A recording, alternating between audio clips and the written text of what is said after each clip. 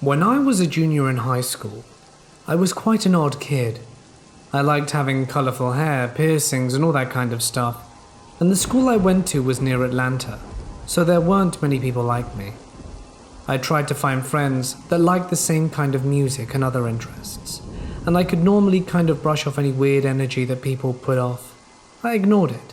I just wanted friends. I was in gym one day hanging out with a group of weirdos, and there was a guy that I hadn't seen before. He was wearing a Guns N' Roses t-shirt and jeans that were like a size too small. His name was Ernest. We immediately clicked with each other in a platonic way because he laughed a lot and liked many of the same things. We started hanging out in gym together every day. People watching and making fun, people playing basketball. It wasn't too long until he started making fun of my appearance and making me feel terrible about myself. I had acne super bad in high school, and he joked saying that I had meth skin. Me being me though, I kept hanging out with him and eventually it led to hanging out after school. He would invite me over to his house and we only stayed in his room. He refused to let me meet his family. His parents didn't really speak English, but I still wanted to meet them. I always thought it was weird that Ernest didn't know Spanish, but his siblings did. And when he could always speak words that sounded Russian. He pretty much only played It's Always Sunny in Philadelphia on TV and rambled about superheroes and would always come up with these strange scenarios where he was an evil villain and how much power he would have. Fast forward, I get a job at a pizza place. Ernest gets the same job at this pizza place, so inevitably we're working together now. He pretty much never lets me out of his grasp. It got to a point where he took me to school every day in his PT Cruiser, which I still get chills about when I see one of those shoe-shaped cars. We started skipping school a lot. I mean, we pretty much went to school about 2 or 3 times a week. And this is where things start to suck pretty bad. He started pressuring me to sleep with him and to do things of that nature. I didn't really want to get into details because it's quite disturbing, but he manipulated the situation in such a way that I felt like we were in a relationship because I thought I needed him. He really convinced me that we were a couple, but I was so repulsed by him that I never could fully accept it. He started telling our other friends that he had slept with me and that we were in a relationship. I denied it all, and to this day I deny it. I've lied to my therapist, to my friends, but right now I'm admitting it. At one point he ended up living with me and my family in the same room as me. He had convinced my entire family that he was gay so that he could live with me. He literally dressed all up in pink, with a scarf around his neck, and pranced around my aunt trying to win her over with his fake personality. I was so used to living in chaos that this was barely a problem for me. During all of this, he was such a rude piece of crap to me. I remember asking him for a ride one day and he said no for no good reason. I started getting really mad because he couldn't give me a reason, he just kept smirking at me. He did this kind of thing frequently. We were sitting in the living room and he silently got up and drove off somewhere. Came back, walked to the living room doorway, stared at me for 15 seconds and walked into my room. I hear a bunch of rustling, so I storm in there thinking he's doing something sketchy. He's gotten completely dressed into his sleep pants, with a hand in his pocket that he wouldn't take out of his pocket, and at this point I'm scared. I force my hand into his pocket and he pulls out a weapon. Fast forward again. I'm at my best friend Kayla's birthday party and everyone is camping in the backyard.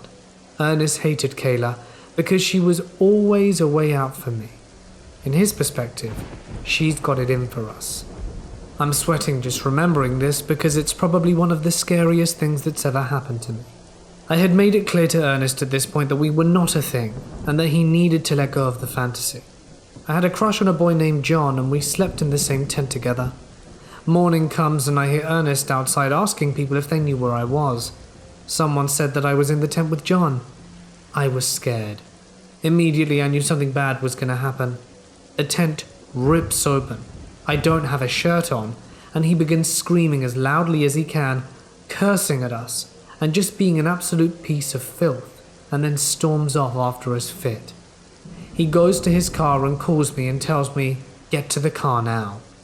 Everyone there was freaked out, and Kayla advised me not to go to the car because she knew how scary he was as a person.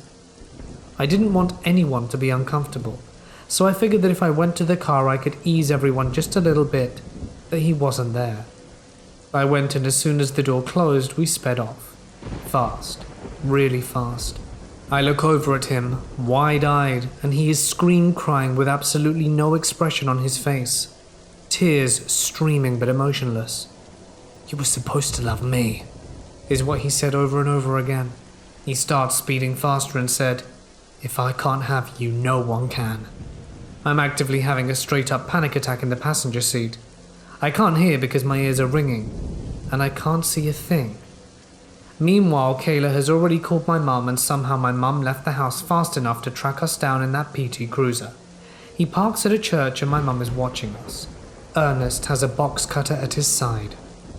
I get a call from my mum. I can't remember what she said, but I knew it was something along the lines of, "I'm gonna slit your throat," to Ernest.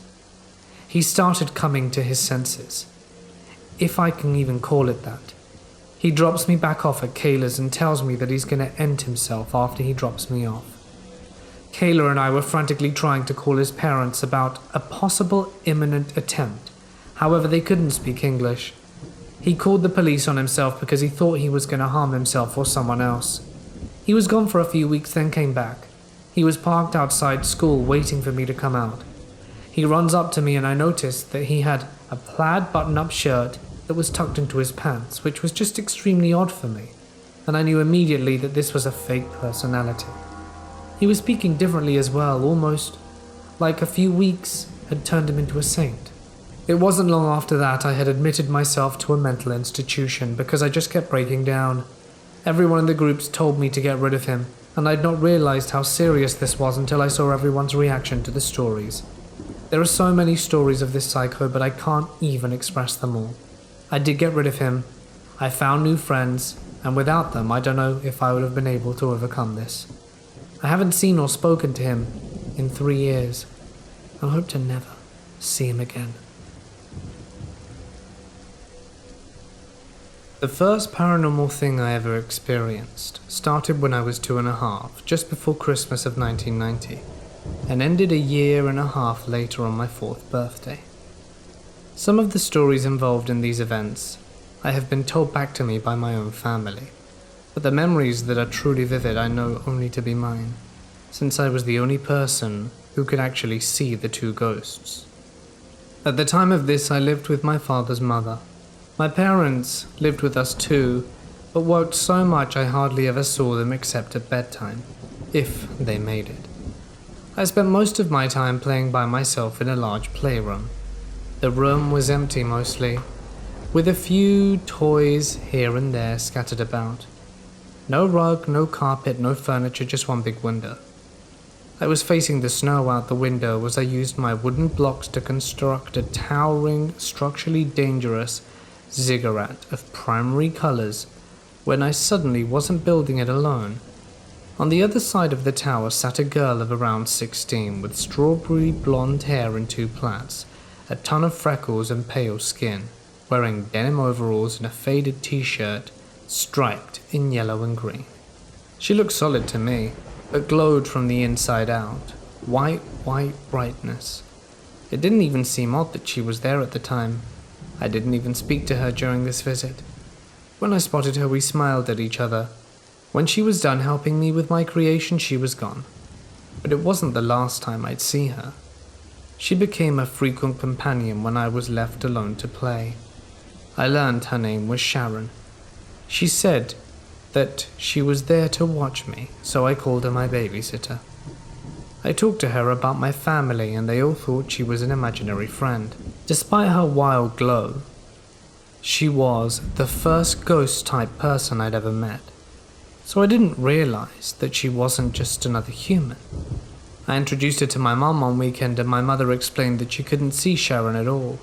And I said, "But she's right here." And Sharon said I was the only person who could see her. Things were nice for a long time. That summer, spring, and most of the following fall were lovely. Finally, I had a day-to-day companion willing to tolerate any silly things I felt like doing. Once, she stopped me from drowning in the creek behind the house. I didn't tell my parents that they had pointed out multiple times that they didn't think she should be real. They wouldn't understand. The following Halloween, I met another being. She never told me her name, but Sharon called her the Vexo Lady. She was a tall, beautiful woman of about 50, beautiful and cold. Her eyes were an unnaturally bright blue. She wore bright red lipstick and had short, white hair. She wore a tightly and fairly short, black cocktail dress with long sleeves and no shoulders, and tall black heels. She glowed in a similar way to Sharon, but while Sharon was like the bright warmth of a midday sun in summer, the lady was like the sun glinting off ice in the winter, a sharp and unpleasant blinding glare. I knew from the moment we met that I could never trust a word she said. She was nice in the ways adults are fakely nice to children that they think are stupid. Everything about her felt dangerous and cutting.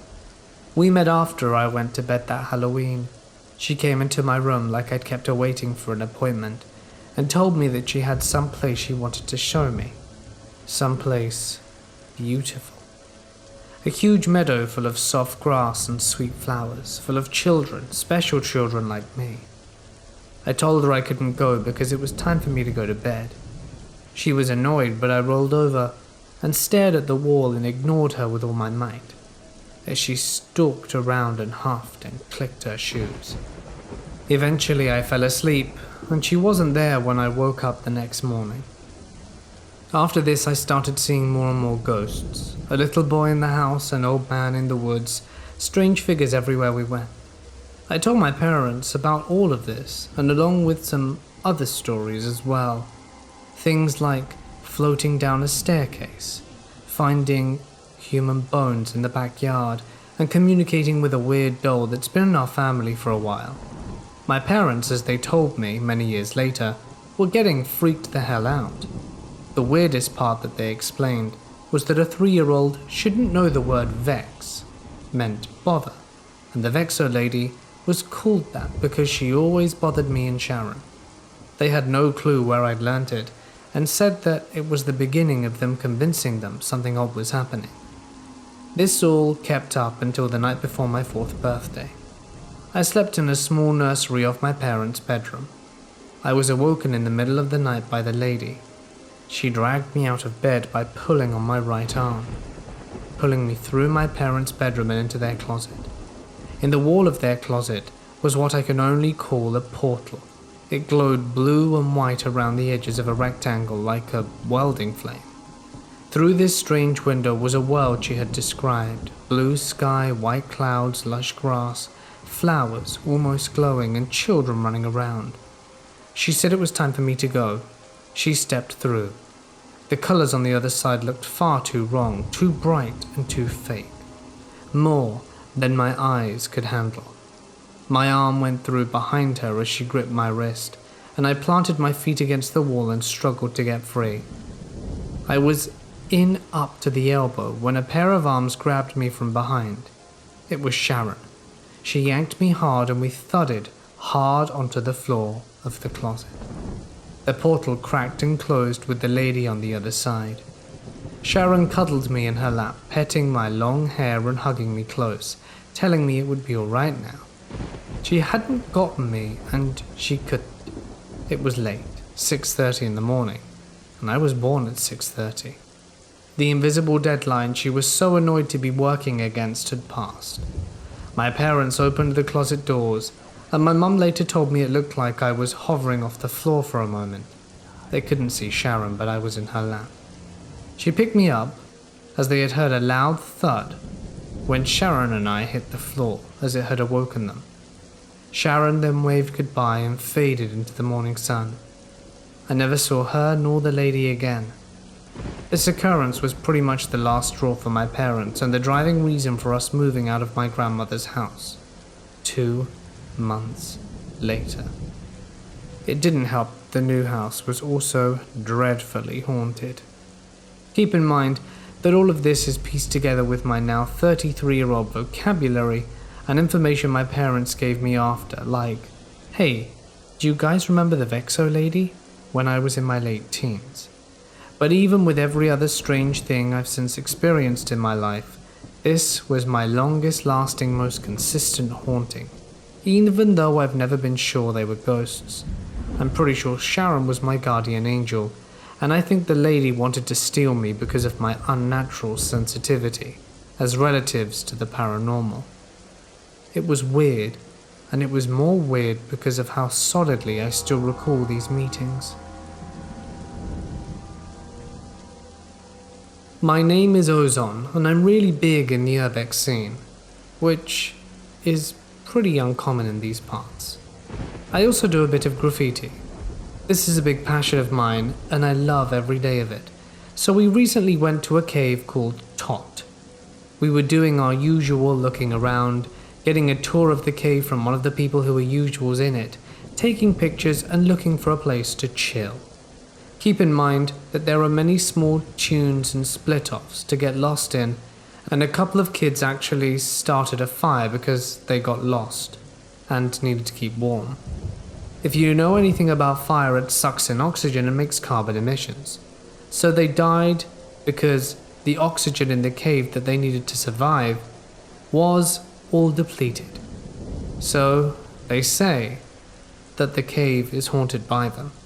But there haven't been any reports of hauntings in a while. So once we got to the spot we were going to chill, we noticed that we had to climb a 40-foot vertical incline with sandstone carved into place to put your feet. Once you are at the top, it's pitch dark unless you have a flashlight in that direction. This is where things start to get creepy. When the new people start to shine their flashlight at this big hole next to the top of the chill spot, they start to ask me if I saw that or heard that. In my head, I started getting paranoid about the situation, so when we all start to get scared and creeped out, we walk out so nobody passes or has a panic attack. When we are about to leave, the older, more experienced cave dweller is last out to make sure no one is left behind. He was about to walk up to the entrance and he keeps tripping over nothing and then just started to cry. Side note, this guy's a big guy that never cries at all, and he's bawling his eyes out from being paranoid. So I talk to him and just go slow, and within a few minutes we're back in our cars. Our friend has stopped crying by now, but starts to talk about how much his back hurt. So I told him to take his shirt off, so that I could make sure he wasn't bleeding or anything. That's when I realized something strange. He had huge scratch marks across his back, like he got scratched by a hand. His ankles had them too. So I thought that's when he kept tripping, but realized that he was the last one out and no one was behind. So now that cave is extremely dangerous and people get the chills and have the same problem when they start to leave. That's the end of the time that I was most scared in a cave. This story isn't mine, but my father's. My dad is an engineer, and when he was younger he planned and oversaw roads being built to distant villages in our city. So he was always traveling and was always with other engineer drivers of big machines. Our city has a lot of history, especially Byzantium and Ottoman, and treasure hunting is a really common thing, although illegal. In one of his travels, a group of his spoke with the chief of a village that was really remote, and they talked about a rumor on Byzantium treasure being buried near the old mill. Being a skeptic, my father didn't care about it, but one of the drivers, Ahmed, took it seriously, and he was interested in treasure hunting too, so he persuaded two other drivers to search for this treasure. So, when they gave a break from working, they took pickaxes and shovels from villagers to begin digging around the old mill. The mill is near water and in a small valley, and my father is on top of a nearby hill chilling and watching these guys. This next part is described by one of the other drivers to my father after the accident. They dug for an hour, and after that Ahmed hit something hard and dug further and reached a small stone arch. According to them, The stones looked like regular stones, but its shape and place were weird, so they thought that they must have found it. They dig further and opened a door under the arch that led to a clearing, but it was dark as hell, and they had small lanterns, but they got afraid, so Ahmet volunteered to enter. It was from this point my father was witnessing it.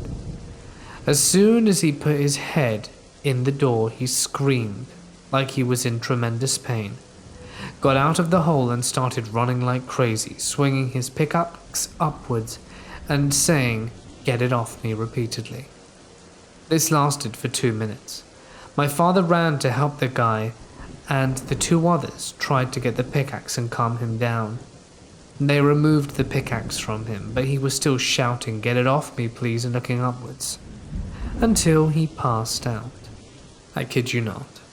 My father says that Ahmet stayed in a coma for 2 weeks, and was blind for 2 weeks after he woke up. Naturally, my father and others asked what happened, and he says that as soon as he put his head inside that place, he saw 2 black floating humanoid entities with really long limbs, and they dived to him and started to attack. He didn't see anything but these 2 things circling really fast and attacking him from above, and finally he says they overwhelmed him. He also said their attacks were like millions of bee stings, touching every part of his body at the same time, and it hurt really bad. Eventually, Ahmet recovered from his physical pain, but according to my father, after that day he always finished his jobs really quickly and left the place and never stuck around after work. In 2003, I lived in the southwestern part of Virginia in the US, in a small mountain town. The town had been a coal mining town for generations and had been around since the 1800s. After living in the basement of my girlfriend's mother's house for over a year, we decided it was time to get our own place. The place we had chose to rent happened to be the second home we looked at. It was a 2-story brick home that had been around for well over 100 years. It was conveniently located across the street from a bank, restaurant, and grocery store. The current owners had remodeled the home to have an apartment on the ground floor and another on the upper floor. The apartment we chose was the ground floor apartment, and although it was $50 more a month, we didn't mind.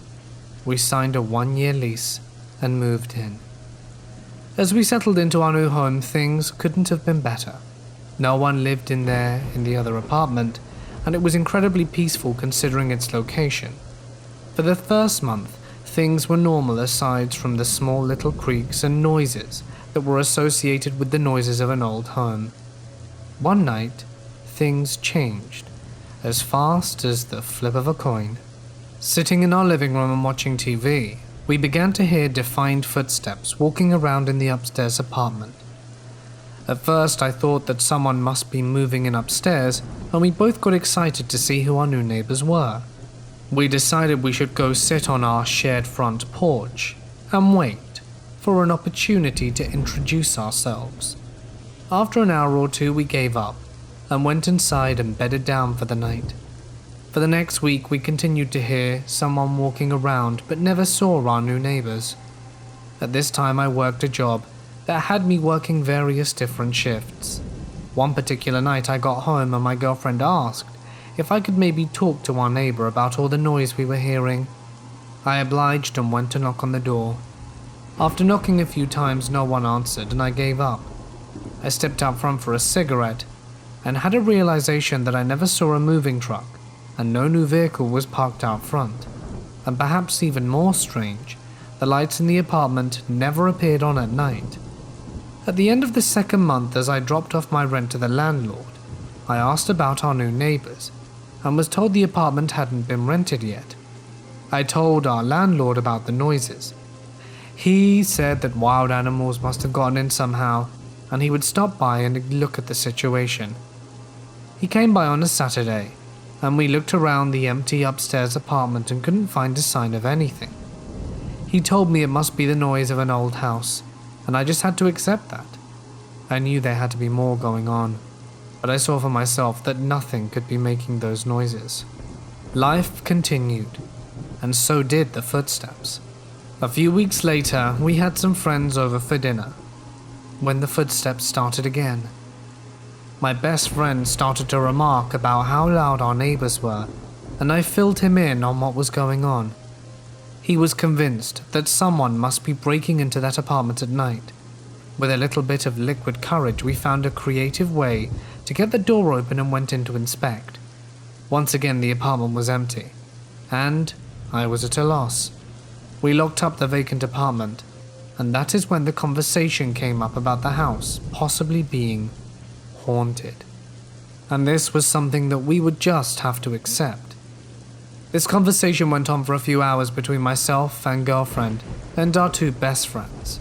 In retrospect, I wish this conversation and exploration never happened, as the following day everything got worse. Our friends got up the next day and headed home. We decided to walk across the street to the grocery store and spent the next hour shopping. Upon returning home, we unlocked the door and walked into our apartment to discover every door and cabinet in the house standing wide open. This sent chills up my spine. From this point forward, we had a routine of checking everything before we left home. Every time we came home, everything was wrong. We experienced doors being opened that were closed, and lights or fans would turn on or off on their own. This wasn't an electrical issue, as the switches themselves would be flipped. The more that this happened, the more concerned we became. But we were under a lease, and although the events were strange, it didn't seem malicious. So, we stayed. As days went on, it escalated. One evening I was sitting in our spare bedroom, which is where our computer is located. My girlfriend comes walking in and asks what I need. Me being confused by this, I ask what she means, and she says she heard me call her name. I told her that I had not called for her, and she accused me of trying to prank or scare her. The following night, I'm back in the spare bedroom, and I hear her call my name. I got up and went to see what she needed. She hadn't called me and again accused me of trying to scare her. At this point, I'm starting to get really concerned, as disembodied voices can't be a good thing. This continued for a long time as we lived there, and it got to the point that my girlfriend would say my name and I would ignore her, as I thought it wouldn't be her at first. For most, this probably would have been enough, but yet we stayed. After about 4 months of living there, we received a knock at the door.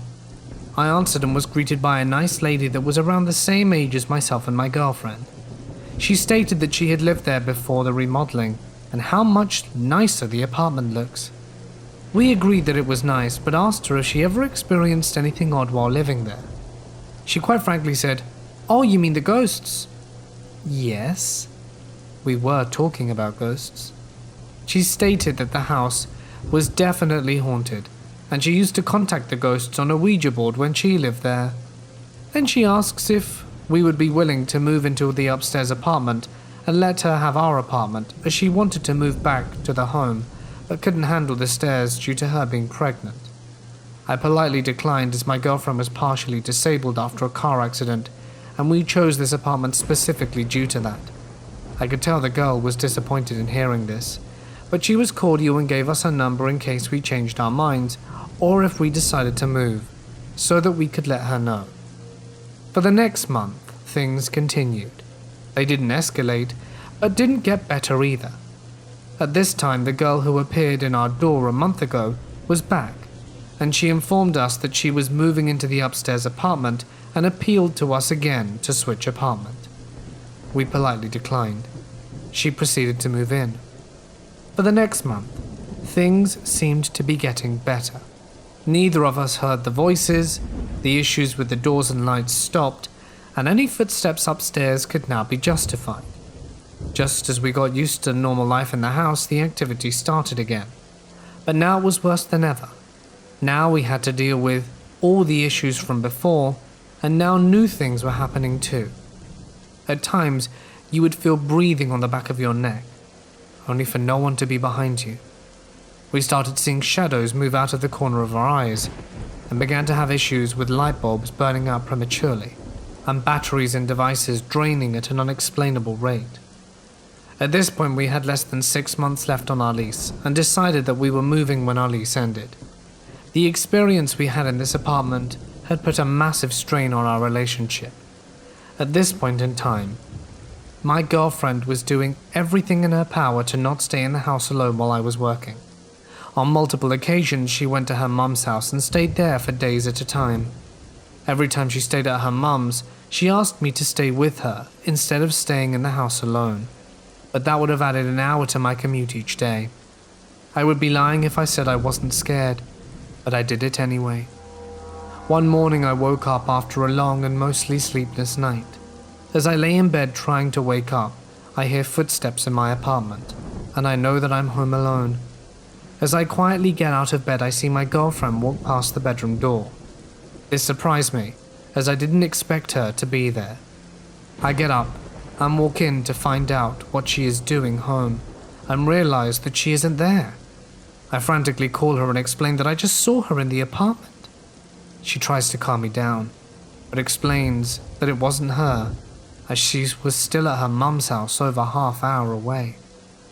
Now I am scared and feeling alone. I decided this was too much and appealed to my girlfriend to please come and stay with me. I wouldn't have the strength to do it alone. She declined and said that the ghosts and/or demons don't care about numbers, and to deal with my stress I turned to smoking weed so that I could relax. But it didn't relax me at all. If anything, it only elevated my anxiety. It did, however, help me sleep, so I made it a routine before going to bed. One night, the guy who I used to buy my green off stopped by to drop some off. I gave him my address and told him to knock when he got out there. Instead of getting a knock on the door, I get a phone call from him. He says that he's out front, and that I shouldn't be sitting at home alone, and I should come hang out with him for a while. I agree and head out the door to meet him, get in his car, and as we pull away, he tells me to move out of that place now. I of course asked him why, and he said that if he told me everything he knew about that place, I would never step foot in there again. I pushed for more, but he wouldn't tell me. I am now truly terrified, but also curious as to what happened in the house. At this point, I had 2 months left on the lease. I'm spending every night online looking for info about the house, and one night a guy I work with came by to help me search. I was amazed how much he helped me discover in such a short period of time. We found the age of the house, a picture of the home that was so old the main street in front of my house wasn't a road but instead a railroad track. We also found a news article talking about a fire in the house and the death of the occupant during the fire. Once we found this article and started to read it, we both began to hear the voices of what sounded like 10 kids playing on my front porch. I jumped up to look to see what was going on, and the moment I opened the front door, the noise stopped, and obviously, there was no one there. My friend from work was so freaked out by this he left immediately, and refused to ever step foot in the house again. At this point, I am now volunteering for overtime, just so that I don't have to be home. One day I came home to find a moving truck sitting out front, and my upstairs neighbor was moving out, as the stairs were adding complications to her pregnancy. She informed me her mother would be by the following day to pick up the last few items that were left. This night was strange due to how peaceful everything suddenly became. No noise, no voices, nothing. That had to be the best night's sleep I'd had in ages. The following day comes and I'm outside mowing the lawn when the mother of the other tenant arrives. I'm greeted by her and we talk briefly about her daughter and the soon-to-be baby. After a few moments we parted ways and she went inside to gather the rest of her daughter's belongings. I offered to help, but she declined, so I decided to stick close by just in case. After 2 trips to her car, she looked at me and stated that she only had a few pillows left to load up, and how she couldn't wait to walk out of that creepy house for the final time. We had conversations previously about the haunting, you see. About 2 minutes after she went inside, I heard a scream and the sound of something tumbling down the steps. I went to investigate. The mother had apparently fallen down the steps. As I went to help her, she asked me to get her away from the house and said something forcefully pushed her down the steps. I helped her to the car, and she asked if I could grab the pillows that she dropped as she fell. She stated that if I didn't feel comfortable, that they could just stay behind. Attempting to be Mr. Macho Man, I told her I'd get them for her and proceeded back in. I reached the top of the stairs, grabbed the pillows and ran back down, and I slammed the door closed and returned to the mother. She was visibly shaken and had a bruise appearing, and I asked if she wanted to go to the hospital, but she declined and asked if I would drive her and her car home. She said that she would have her husband bring me back. I knew she was in no shape to drive, so agreed, and after a short 10-minute journey I dropped her off and her husband returned me to the house. Now I really am alone in the house, and I know it can hurt people. That night before I went to bed, I stepped out on the front porch for a cigarette. As I go back inside, I notice the door to the upstairs apartment is standing wide open. One half of me wanted me to just pull the door closed, while the other half of me thought I needed to make sure no one was up there. I knew that I had closed the door earlier, and I feel like, if it had been open, that I would have noticed during one of my many times outside that evening. Ultimately, I decided to go upstairs and check everything out. As soon as I arrived to the top of the stairs, I hear an unnatural voice say, "Leave." I ran down the stairs as fast as humanly possible, locked the door to the upstairs apartment and returned to my apartment more scared than I have ever been.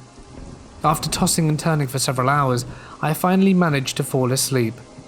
When I awoke the next day, my front door was standing wide open. I had 2 locks, one on the doorknob and a deadbolt that could only be operated from the inside of the apartment. Both locks were in the locked position, yet the door was standing wide open. I'm losing my mind at this point. Having around 5 weeks left on the lease, I don't feel safe here at all. I know I'm not spending an entire day in the house alone, so I decided to shower and get ready to leave for the day. When I turned the water on, nothing happened though. I called the landlord, as water was included in the rent. I went to the back porch to call him while I smoked and realized that the stairwell going into the basement is filled with water. I called the landlord and he states he's out of town, and that he keeps a key to the basement hidden in each of the apartments in case of emergency. I get the key, shut off the water to the house, and while doing so realized that a plastic or PVC pipe had broken. I knew I could fix it, so I offered to do so. The hour that I spent in that basement was horrible. Nothing happened while down there, but I was totally creeped out. I got a very strange feeling that I was being watched, or that something was going to jump out and attack me. I finished the job and finally got my shower. I decided to go to my girlfriend's mum's house for the night as I was far too stressed. The following day after I got off work, I went back to the apartment with a realization that I only have a month left in that place. I had dinner that night, sat down and watched TV, and in the middle of my show my TV went black. Then it flashed white, then it all went black. All for the letters D-I-E. This lasted for about 5 seconds and the TV powered off on its own, and then would not switch back on. The following day I dropped the TV off at a repair shop on my way back to work. The TV was just a little over a year old, and after I got off I swung by the repair shop and was informed they couldn't find anything technically wrong with it, but that it wouldn't power on. This was the final straw. The following day I went to the bank and applied for a small home loan that was approved. I only entered that apartment one more time, the day I moved out. The experiences I had there have stuck with me, and although I have lived in many different places in my life, no place sticks in my mind like that one does. I feel lucky that I was never physically hurt, but the mental toll of something like this can stick with you forever. I'm going to share with you something that I've carried with me for the last 24 years, and I haven't really spoken much about since I was a child, and I've never spoken about it on any kind of public forum, such as this. You are free to not believe me. I in fact encourage you to doubt anything that you're told from anyone. I am sharing this with you because as I've gotten older, I've spent 2 decades developing a life to the best of my ability. I've carried an immense weight on my shoulders that neither therapists nor psychiatrists treat as anything other than a method of repressing memories at best, and the delusions of a lunatic at worst. I do not blame you if you draw these same conclusions. I'm sharing this with what I believe has become the most publicly traded speaking place on the internet, for the sole purpose of attempting to drop the weight that I've carried with my life. This is more of a personal cleanse than an attempt to intrigue. And if no one hears this and it becomes buried, I would have at least gotten it off my chest. I am not from here, and by here I don't mean where I currently live. I mean where any of us live. Anyone hearing this right now? It's now a few days after my 30th birthday, and this time of year it always strikes me, because I started kindergarten on my birthday when I turned 5. I thought at the time everyone did that. You turned 5, and when you turned 5 you go to school. I didn't realize my birthday just happened to coincide with the first day of school. And a little over 1 year later, in about 2 weeks' time, it would have been 24 years to the day that my entire world vanished. I was born in San Diego and lived in a poorer suburb of San Diego as a child. I lived in an apartment complex called Lemon Vine Apartments that were a bit of a slummier version of the Lemon Vine Apartments found in Lemon Grove, a suburb of San Diego. My parents were divorced but friendly. My mother was young when she had me and she was beautiful. She was in her early 20s and was aspiring to be a model and would regularly take trips to LA to do photo shoots. She did glamour modeling for magazines. She had a darker skin tone, being 1/4 Indian. Indian, not native, and it gave her an exotic look. My favorite picture of her as a child was her modeling a luxurious wedding dress for a bridal company. I used to sleep with that picture when she would go to LA, and I would stay with my dad, who worked for the city of San Diego. They shared custody pretty evenly, and we even did Christmas together as a family, even though they had split when I was still a baby. My dad, his girlfriend, my mum, who was single, and me.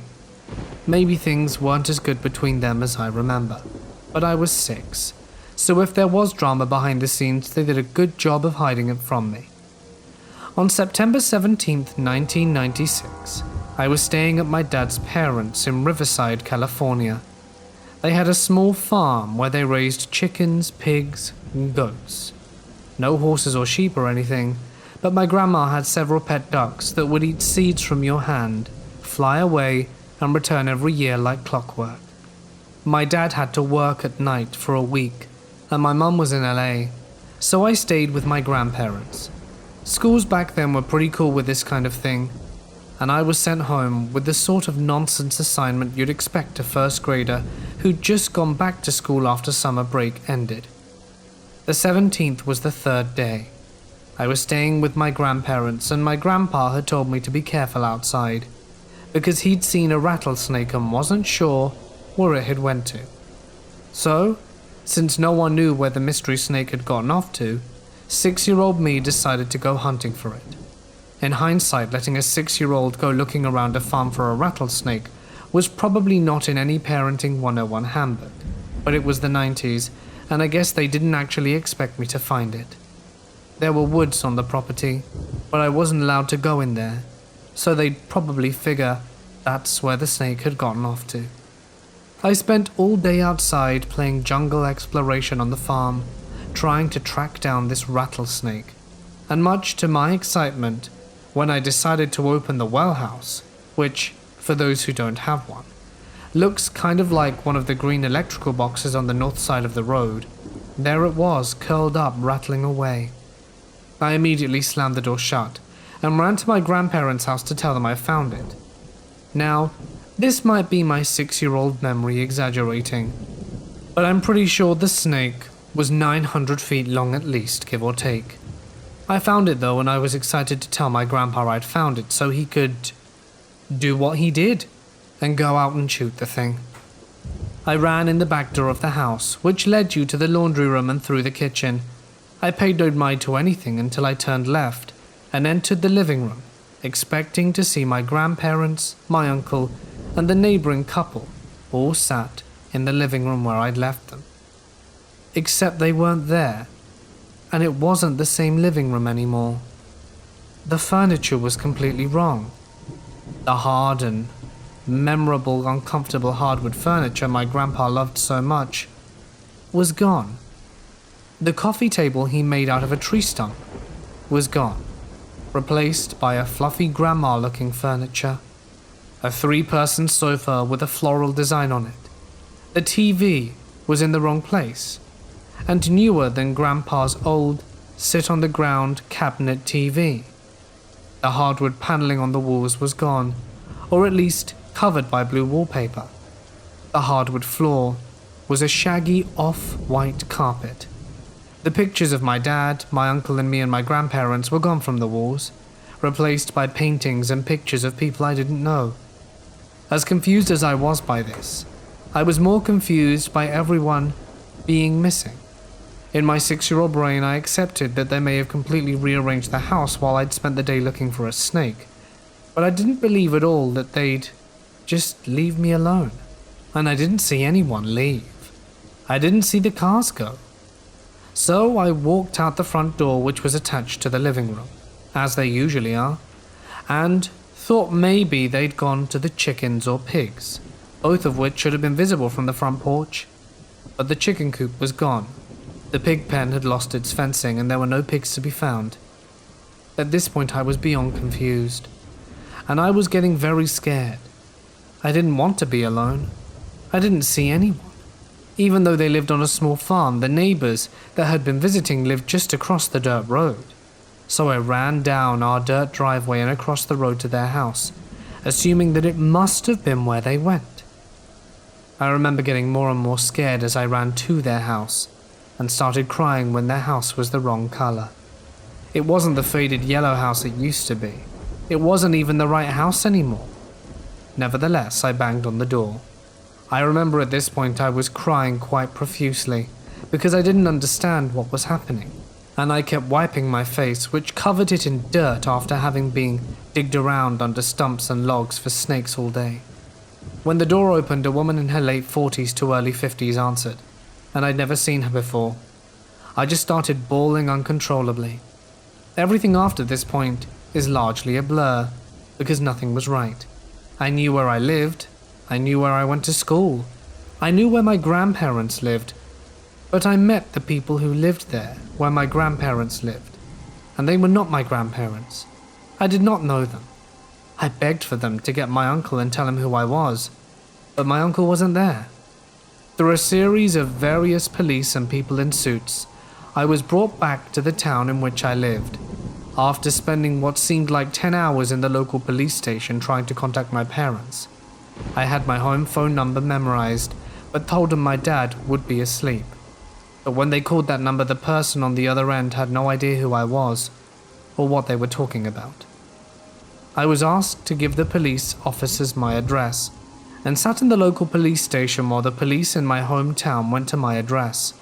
When they finally called the station back, they were informed that the name of the apartment building was incorrect. Lemon Vine Apartments didn't exist, and the address I gave to them was an apartment complex called Merritt Manor, and the apartment number I gave them was unoccupied.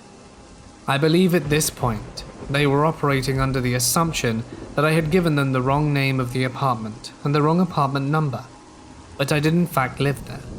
When I was finally brought to my hometown after changing hands a few times between police, I was asked to give the police officers my addresses again, and was driven to where I lived.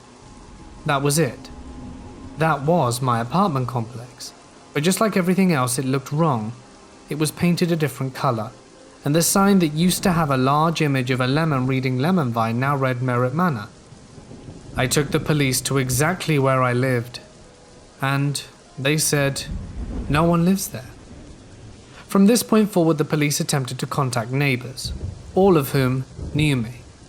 None of them were who they were supposed to be, Every person who came out of the apartment building around me were the wrong people, and they didn't know me. From this point, they attempted to contact my father, which should have been easy as he worked for the city. But no employee by his name apparently worked for the city in any capacity. As day turned to night, I spent endless hours sitting in the police station as they attempted to find any person in the world who knew me. I couldn't do anything but cry and cry and cry endlessly. A woman in a suit who I think was either a detective or just someone who happened to work at the station sat with me for several hours and tried to keep me calm. She gave me a stuffed dog, a Dalmatian puppy, that looked a bit like one of the dogs from 101 Dalmatians, and told me his name was Sparky. She said I could keep Sparky, and that when they found my parents, Sparky would go home with me and make sure I didn't get lost again. She said he was a good dog, and he'd protect me, if I took care of him. During this time, they attempted my school. I told them I went to Shawnee Elementary. It was easy to find. It was really close to where I lived. But a school by such a name, as you guessed it, did not exist. My school was now apparently called Anza Elementary. At one point I was asked if the police had ever taken my fingerprint, and they had. In kindergarten, my entire class had our fingerprints taken by the police at the school gym for basically this exact reason. Unsurprisingly, this didn't help at all. They couldn't find my parents, my grandparents, my neighbors, my apartment, or even me. They couldn't find me. I was too young to remember what my social security number was, but I severely doubt it mattered. They asked my birthday, any relevant information that could help them figure out who I was and where I belonged, but nothing I told them turned up any information about me. At some point during the day, I was briefly taken to the ER, as police suspected I may have sustained some kind of head injury. After being looked over by a doctor, they found nothing wrong with me, and I was sent back to the police station. I ended up staying with someone that night. I'm not entirely sure who it was. Someone from child services, I imagine. I couldn't stop crying long enough to really focus on what was happening at this point. I cried myself to sleep several times in the police station and cried myself to sleep again at the house I stayed in at the night. Despite the woman who I was staying with, not the same one who gave me Sparky, doing everything in her power to calm me down. I clung to Sparky so hard I'm surprised I never popped his head off. I didn't have a picture of my mum. I didn't know what was going on, and no one could find out where I belonged. This didn't make sense to me. I was only 6, just barely. I lived where I lived, and my parents were my parents, and my school was my school. They didn't just all disappear in one day. In between fits of crying and waking up, I begged to just go home. I begged for the lady that I was staying with to try and call my dad again. I just kept begging to go home. Over the next few days, I was interrogated and questioned by different people at different times, at different places, at all hours of the day. Police, investigators, people from departments I still don't know, child psychologists, everyone under the sun was asking me questions. I was back and forth between the police station, the house I was staying at, until eventually someone told me that they thought they'd located my parents, and they were coming to get me. Finally, I was going home. Finally, this was over. Finally, I could get away from all these strange people asking me the same question over and over. When the couple showed up at the police station, my heart fell into my feet. They weren't my parents, but they'd had a son that had gone missing, and I fit his description pretty close. The woman started crying when she saw me, because she immediately knew I wasn't her missing son. But I was out of tears to cry at this point. Eventually, I was collected by child services, and I was taken to a foster family where I stayed for a few months. The police launched a campaign asking for anyone to come forward with information about me. They took my picture at the police station for the newspapers to put in the news. I never let go of Sparky for a second. They didn't want me to hold him in the photo because I didn't have him when I arrived, but I needed him, and I would throw an immense tantrum when someone tried to take him away. They had put me back on the clothes I was wearing when they found me, but they'd since given me new clothes to wear. In those months I spent at the foster home, parents of missing children would come to their houses to see if I was their child. I didn't realize this was what was happening until I was older and looked back on it. They didn't just pull me out and say, "Is this your kid?" They were a bit more subtle about it. The parents would come to meet me, and upon realizing I wasn't their missing child, they'd often leave in tears. Looking back at all these families that came to see me in desperation that they were going to have their child back, I felt so horrible for them. It's a feeling I can't really explain. Like a type of guilt. Like I wish I had been their child, so they could have taken me back. And now, they were safe. Most of those people probably never saw their children again, but I try and imagine that all of them were reunited, even though I know that isn't likely. The guilt was one of the things that kept me in therapy as an adult. But like I said, no therapist has ever bought my story or believed me. The most common belief suggested to me has been that I was abandoned as a child and lived in an abusive home, dumped on the side of a dirt road in the middle of farmland, and I repressed all the negative memories I had of my past. I didn't stay in that foster home permanently. Eventually, while my case wasn't officially closed, I needed to start going to school. I needed identification, and I was issued a birth certificate for the date that I told them was my birth year. But the day and month were listed as September 17th, the day I was found. I never understood why they didn't just use the day and month of my actual birth, but I imagine it's because they didn't think I knew what it was. My name was unchanged. I started going to school sporadically. One of the child psychologists who had seen me recommended I not be placed back into full curriculum immediately, and suspected I suffered some form of PTSD. I was put in special classes, and was only made to go to school twice a week initially. Eventually I started going full-time and changed foster homes a few more times. I really can't say how much time passed before it happened, but eventually I was placed up for adoption. I was never actually told I was up for adoption, so I'm not sure how soon after I was found. But eventually people started coming to meet me. But these people weren't looking for a missing child. They were looking to adopt me. But I definitely did not represent myself as a good candidate. I had a story that no one believed or could verify. I insisted my parents would eventually find me, and I rarely had a day that I wasn't crying until my eyes burned. This story does not have a happy ending. I never saw my parents again, and I was a ward of the state until I was 18, and went nowhere from there. My teens were filled with delinquency, and I did a brief stint in something similar to juvie in San Diego called chaparral. I never went to college, never really started getting my life together until I was around 24.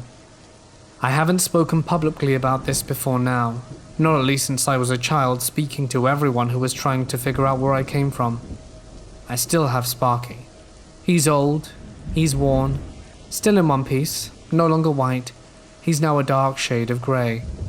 He sits on my dresser and is there, just like he's always been, as long as I've been here. I've also been asked a handful of questions, which I think I will address now. The first question is, what things are different in places you came from compared to where you are now?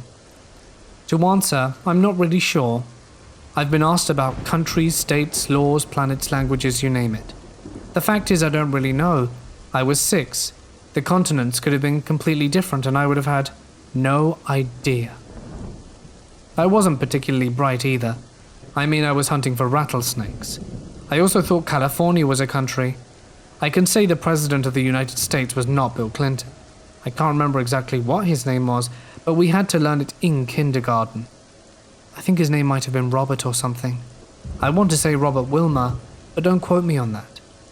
Anyway, that's my story. I doubt anyone will hear this, and it's likely to be buried within 15 minutes. But it's now off my chest and in the open, and hopefully I can go to sleep with a little bit more weight off.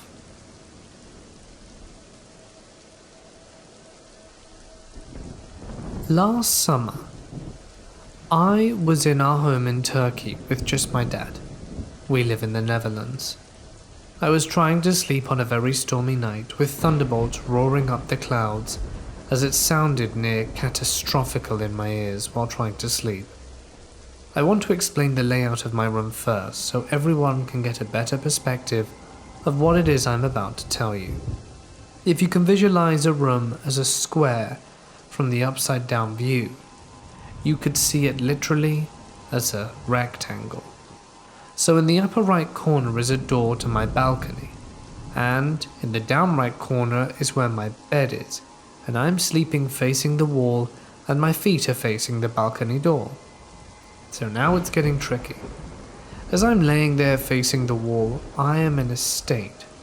I can't really call it reality nor a dream world. It was as if I were in between. I hear the stormy weather, and I'm in the exact same position as I was trying to sleep in. But the thing is, I can't remember the moment I fell asleep. It was like there was no transition of me entering a dream state. But that aside, I started hearing people talk. At first it felt normal for me, because it sounded like people were panicky, talking to each other, and I had this idea that this was because of the weather, like maybe something was happening during the storm. I was trying to focus on what they're saying. The amount of voices I was hearing was decreasing. It went from about a crowd of 10 to 20 to just 3. But the whole time I hadn't understood a word of everything that was said during this time. This is where it gets creepy. The leftover 3 voices I spoke about become clear, and I hear 3 female voices speak in Arabic. But the talking came from my balcony. And as soon as I noticed this, they stopped talking and started hearing one of them whistling a random melody and walk out of the balcony and heading towards me. With me facing the presence, with my back, and looking at the wall, I'm in shock, thinking if this is real or a dream. And at that point it stopped right behind my back whistling, and I get the feeling that it's inching closer and closer.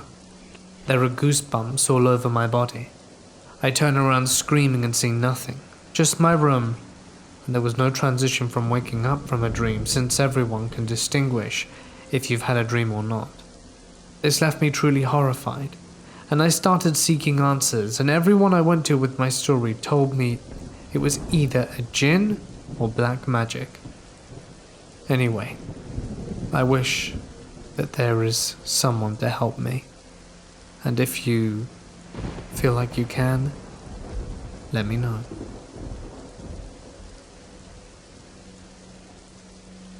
My mother has always spoken of a haunting that has bothered her ever since her youth.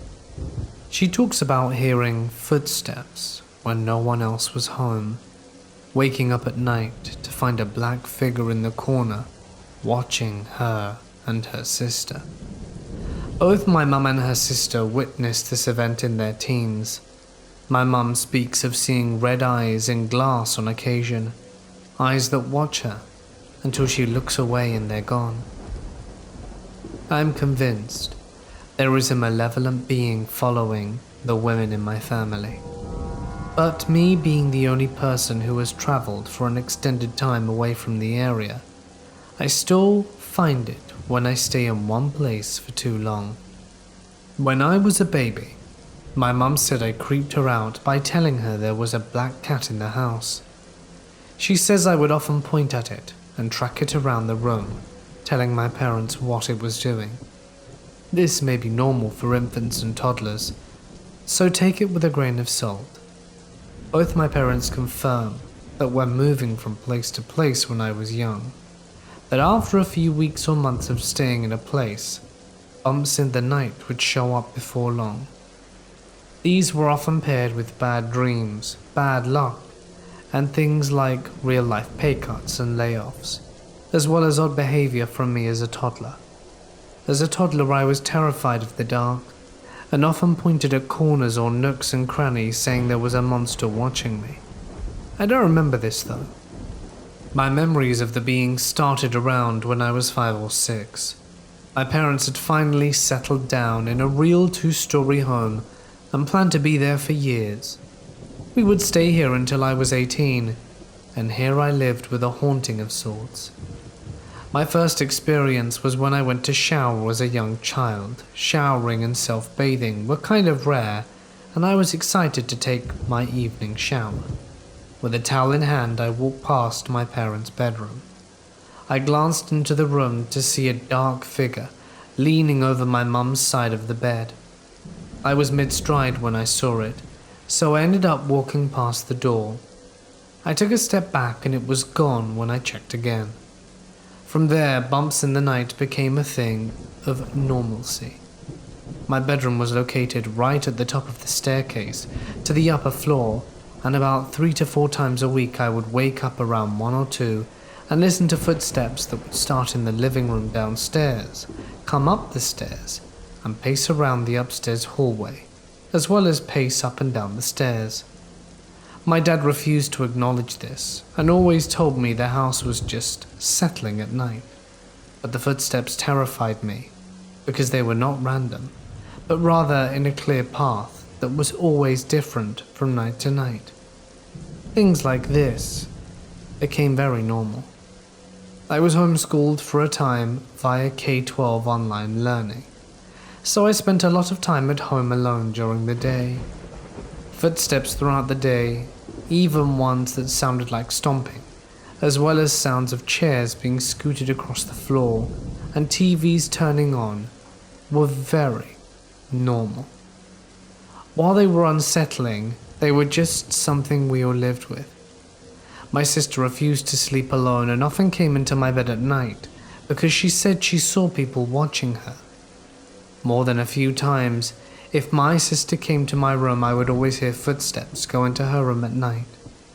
My room and hers shared a wall, and twice I could hear something touching the wall on the other side, like a hand moving across it. Occasionally I would hear her door open and close, and she told me stories of seeing horrifying things at night. This was extremely normal, yet my dad refused to talk about it, and my mother would simply ignore it. At this time I had no clue about my mum's history with this being, or my dad's experience with it. So one night I became bold. I wanted the hard truth of what was happening. Any time I went out into the hallway to see the being, the footsteps would stop. If my door was open, they would stop the second I got out of bed. If my door was closed, they would stop when I opened my door. I wanted more solid proof, so my mum brought me to a motion sensor alarm. It was a simple thing, turned on with a button, and sounded like a beeping alarm when something passed in front of it. I placed it on the half wall that overlooked the staircase and went to sleep. I woke up that night again around 2 or so and heard the footsteps coming from the living room downstairs. They came up the stairs and I was really excited to see what would happen. As the footsteps got closer to the landing, they stopped and I felt an immense sense of dread, like I had opened a Pandora's box, and I did not want to know what was inside it. Sure enough, after a few moments of silence, the alarm went off. It was like my reality had been shattered. It was really happening. After a few seconds, the alarm went off again, only this time it kept going off. It would beep through its alarm and start again, and I knew I had to turn off the damn thing. I got out of bed, and it kept going off. I stood behind my door, hyped myself up, threw the door open, snatched the alarm, and whipped back to my room. Sure enough, the alarm was now dead silent. I waved my hand in front of it, and it went off as normal. I'm convinced to this day the being was standing in front of me, only I couldn't see it. From here, things get considerably worse. Bumps in the night became something now my entire family were witnessing at once. Everyone downstairs at night, and a clear stomping through the upstairs. One afternoon I came home with my mum, and we heard a clear shattering noise from upstairs, and my mum's glass candle, while still in its spot, but now shattered in pieces. The family all came home one night, and we all heard clearly 2 footsteps on the top of the stairs, like something was running away from us. Dad went through the house with a shotgun, Remington Model 870 Wingmaster for those who care, only to find the house devoid of others but us. I had more and more vivid encounters with the being. One night I woke up to something sitting on the edge of my bed. Something I couldn't see clearly sat on the end, depressing the mattress and shaking the bed. I watched as my covers then slowly were pulled off my feet and felt a distant tickling on my feet. To this day, I will not sleep without tucking my feet into the covers. It was around this time that my grandfather passed away. Myself and my parents went up to the funeral while my sister, who was only 6 or 7, stayed with a sitter. I never saw his body. However, only a few days after, my sister came screaming downstairs to my mum and myself, saying there was a monster in the bathroom. A man with a puffy face and purple ears. My mum became incredibly upset, as my grandfather was diabetic and died from gangrene. His blood had pooled into his face, causing it to swell, and his ears to go a purple black. My mum was now convinced this being was somehow my grandfather, but I am convinced it only used the image of my grandfather to torment her. It would continue to use his image later in the experiences. In the basement, my entire family felt odd where our water heater sat. It was in the corner of the basement and formed a little nook where our fuse box sat behind it. We all said that we felt like something was always watching us from there, and it became so disturbing that my dad built a wall between the rest of the basement and that spot, though it didn't really help any of us at all. I now believe the malevolent being would find a nook or cranny they call home, and that is their resting place, and it seems they're usually not far from some kind of power source, and I wonder if they can somehow pull power from it. In addition, talking about it made it much worse, and strife in the family, like my mother's affair, made activity violently ramp up. Mum and Dad still refused to really talk about it, as Mum was convinced the more we spoke, the worse it would get. My dad simply denied any belief of the occurrences. Our dogs at night would lay in crates in the basement and would often growl and bark at night to be let out. While we all saw this as normal, no one liked going into the basement to get them. Since we moved to Alabama, where we live in a valley between 2 hills, our dogs no longer bark to be let out at night and wait until morning. My mum spoke of a time when our dog Sasha had puppies.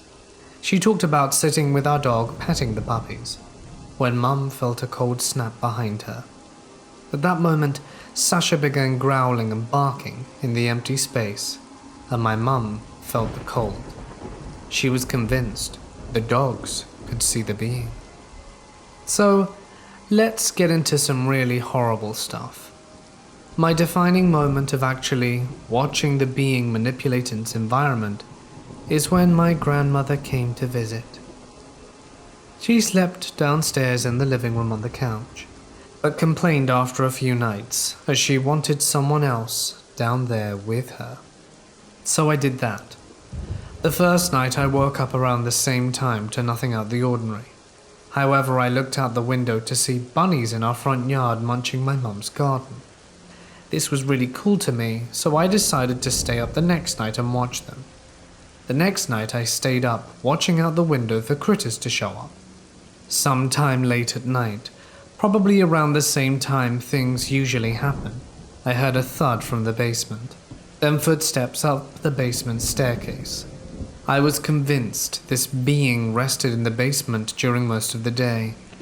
I sat glaring at the basement floor for what felt like hours, hoping to Christ that nothing would happen. I could see the reflection in our kitchen lights moving on the knob, and sure as hell the door slowly opened only a few degrees and then shut. At least the being is polite enough to close the door behind it. The footsteps then came through the living room towards me, and the reclining chair only a few feet from me began to turn as the footsteps passed by me. The steps then went upstairs. I took my ass back upstairs, shut my door, and went to bed. From here, the being began messing with me nightly. I would wake up at night feeling a cold breath on my face, and I would watch as the drawstring to my blinds would start violently swinging, and the dial on my floor fan would turn on and off, fast and slow. This became a normal occurrence over a few months. At this point in time, we all honestly became used to our being, even joking about it when we witnessed weird stuff. You have to live life, and bumps in the night can't stop you from going to work or school and doing homework. One night, my dad and I are standing at the top of the staircase just talking, and we both hear one of the chairs scoot from downstairs, and my pack of art pencils falls on the ground. Dad looks at me and laughed. I guess it's up for the night. I started trying to talk to it, ask it what it was and if it was actually my grandfather.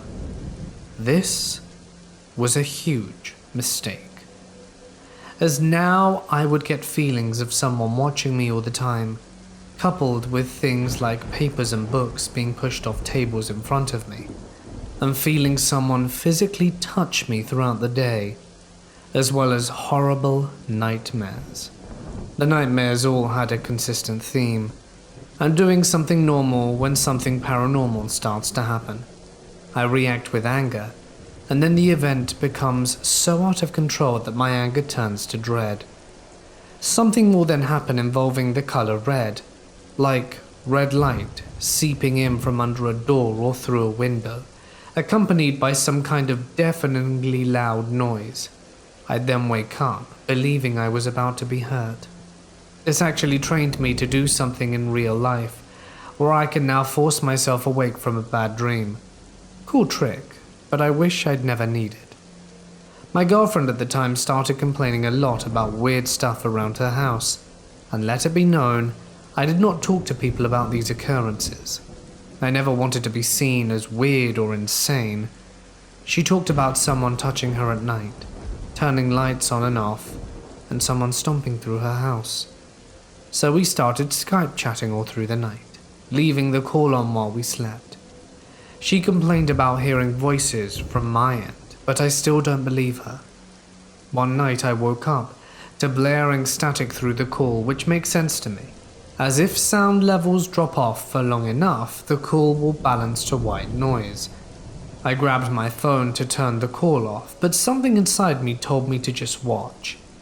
I watched as her covers were pulled off her chest, and something began picking at her shirt, like literally her shirt was being pulled up by an invisible hand.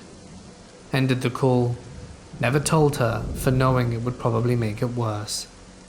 It got to a point where I was having experiences at her house.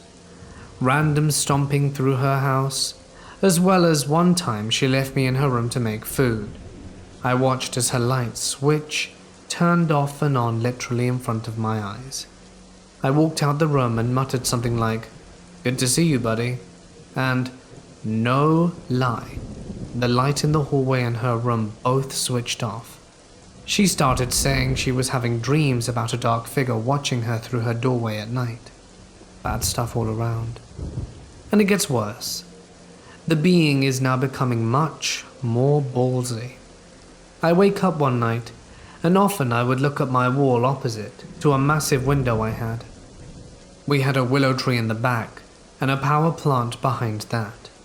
It was far away but cast this orange light in my room at night, painting a somewhat gorgeous shadow of the willow branches and leaves, swaying in the wind.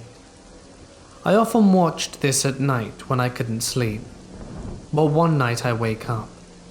No creepy stuff to speak of, so I go look at my wall. There is now a clear outline of a man. The shadows of the tree are somewhat blurry from how far away the light source and trees are, but the being is crisp and clear. It is slowly swaying in the branches.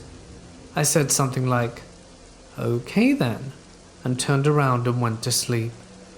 The next night I watched the shadow for hours, but no figure appeared. I honestly forgot about it happening, and a few weeks later I woke up and sure as hell it's there again, but now in a different spot, away from the tree shadow. It's in its own spot. It's completely still. I got a little ballsy too, and decided to go up to it. So I got up, walked over, and it was only a few inches shorter than me. I couldn't see an outline of ears, but clearly a man's shadow. I touched the wall. It wasn't cold or burning hot. Nothing was honestly out of the ordinary. I calmed down standing in front of this thing and said something like, "You're confident?" And the head turned towards me. I shook my head in disbelief and went downstairs to make a coffee, only to never see it again. After that, my dad went on a hunting trip downstate, only a few hours away. He'd be gone a week. Mum is having sobbing episodes, saying at night she can smell cherry tobacco smoke like her father used to have. I swept this off and told her it was probably just nearby garbage burns. She started sleeping downstairs with the dogs in the room. My sister started complaining about things bothering her at night, but apparently way worse than normal. She won't say what, but she starts sleeping downstairs with my mum and dogs. So I stay upstairs by myself. I go to bed, and I can hear what sounds like our kitchen stool hitting the living room floor. Well, my mum and sister are down there, so it's probably them. I'm laying in bed. I can't sleep. My ears are full of this crushing, bass-like noise. I feel like something bad is about to happen, but I don't know what to do. I turned in bed and looked at my floor fan, and it then turns towards my door and flops over, but with some air like it was thrown a bit. I freaked out, started sobbing and ran downstairs. Everyone freaked out. While Dad was at his trip, he fell down a hill into poison ivy and suffered a lot of cuts on his hand. Omens, man. That morning, Mum asks me if I tripped on the stool, and I told her I didn't. The stool was at the bottom of the staircase, so I stood it up and pushed it over. We both agreed that wasn't the sound. I pushed it off the bottom step and it still didn't sound right. From there I picked up the stool to where she could just barely not see it behind the couch and dropped it. Sure as hell, she gasped. We both did, because it was the same noise. Who knows? Shortly after I graduated, we all moved to Alabama. We live between two hills in a bit of a valley, and the activity has entirely stopped. The feelings of being watched, the lingering fears, gone. It's like night and day difference. Now my parents have opened up to me. Mum explaining that her mother experienced these things too, and she thinks that my grandmother actually introduced this being into our lives because she talked about always regretting what she brought to us. What does this mean? I don't know, and it sounds too much like a horror movie for me to take it seriously. Mum now will tell us she's been dealing with it her entire life, but she says my experiences are not as bad as hers. She talks about being pushed out of bed, having the dogs in the room with her as they start growling at the door, and a shadow can be seen pacing from the light sweeping under it. She says there was more, but she doesn't want to talk about it. My sister refuses to speak of it, but again says that she's seen much worse than I have. Now, my dad talks about it. He says that because he stayed up late at night with online classes, he saw a lot of the weird stuff. Shadows passing by the open door, things being moved while he watched, things being moved to different places when he turned away or went to the bathroom. He says he never liked living in our old house. My family rarely leaves the state, but I do often because of continuing school up north and having long-distance relationships. My 2 girlfriends I've had since then complained when I stayed for too long. It seems to be the 3-week period. When I stayed with my girlfriend for a month after my grandma's funeral, the occurrences started up there. It was this feeling of being watched, an uneasy fear. It probably didn't help that her mother was super into talking to the dead, seances and stuff. Well, one night I'm laying in bed with my girlfriend on my stomach, and someone clearly comes stomping to the foot of the bed. I'm expecting to see her mother trying to catch us doing the dirty, and I turn around, but there's no one there. But there is cold wafting over me. I lay back down, and when I close my eyes, I see 2 red eyes within my eyelids. I sat up, rubbed my eyes, looked around the room, and sure as hell, they were there, in a mirror, in her kitchen. 2 bright red ovals. I stared at them for hours. Mum wasn't lying. I actually use these eyes in my art. When I draw a demon or a skull, I always put them in the socket. I kind of whispered to it, that I knew what it was and that I wasn't afraid. I felt a touch on my shoulder, looked away, looked back, and it was gone. At this point, my girlfriend's mum comes shambling into the room, saying that weird stuff is going on, and that you guys have got to get to my room. So myself, my girlfriend and her mum and 2 sisters are in the room, and we're just listening to stomping and stuff being knocked over and moved in the rest of the house. Eventually it stops, and we fall asleep. I go visit my friend on his wedding. I'm only there a few days. I planned to be there for 3 but stayed longer, and after I left he told me he had an awful nightmare of being in a recliner chair, one that started spinning, and red lights began filling the room with the sound of screaming filling his ears. He doesn't dream much, so it bothered him. He then talked about hearing someone walking around in his house and lights turning on and off when he left the rooms, but again, it eventually stops. Most recently, I went to visit my newish girlfriend, not the same one from earlier. She has a kid who has kind of become mine as well. All is normal, but she is much more interested in the spiritual. This is further south in Florida, where the land is flat. We start having weird things going on, hearing things in the apartment, and now her kid is waking up at night screaming and crying while he pulls the covers into him. She says this is abnormal for him, but again, children, so grains of salt.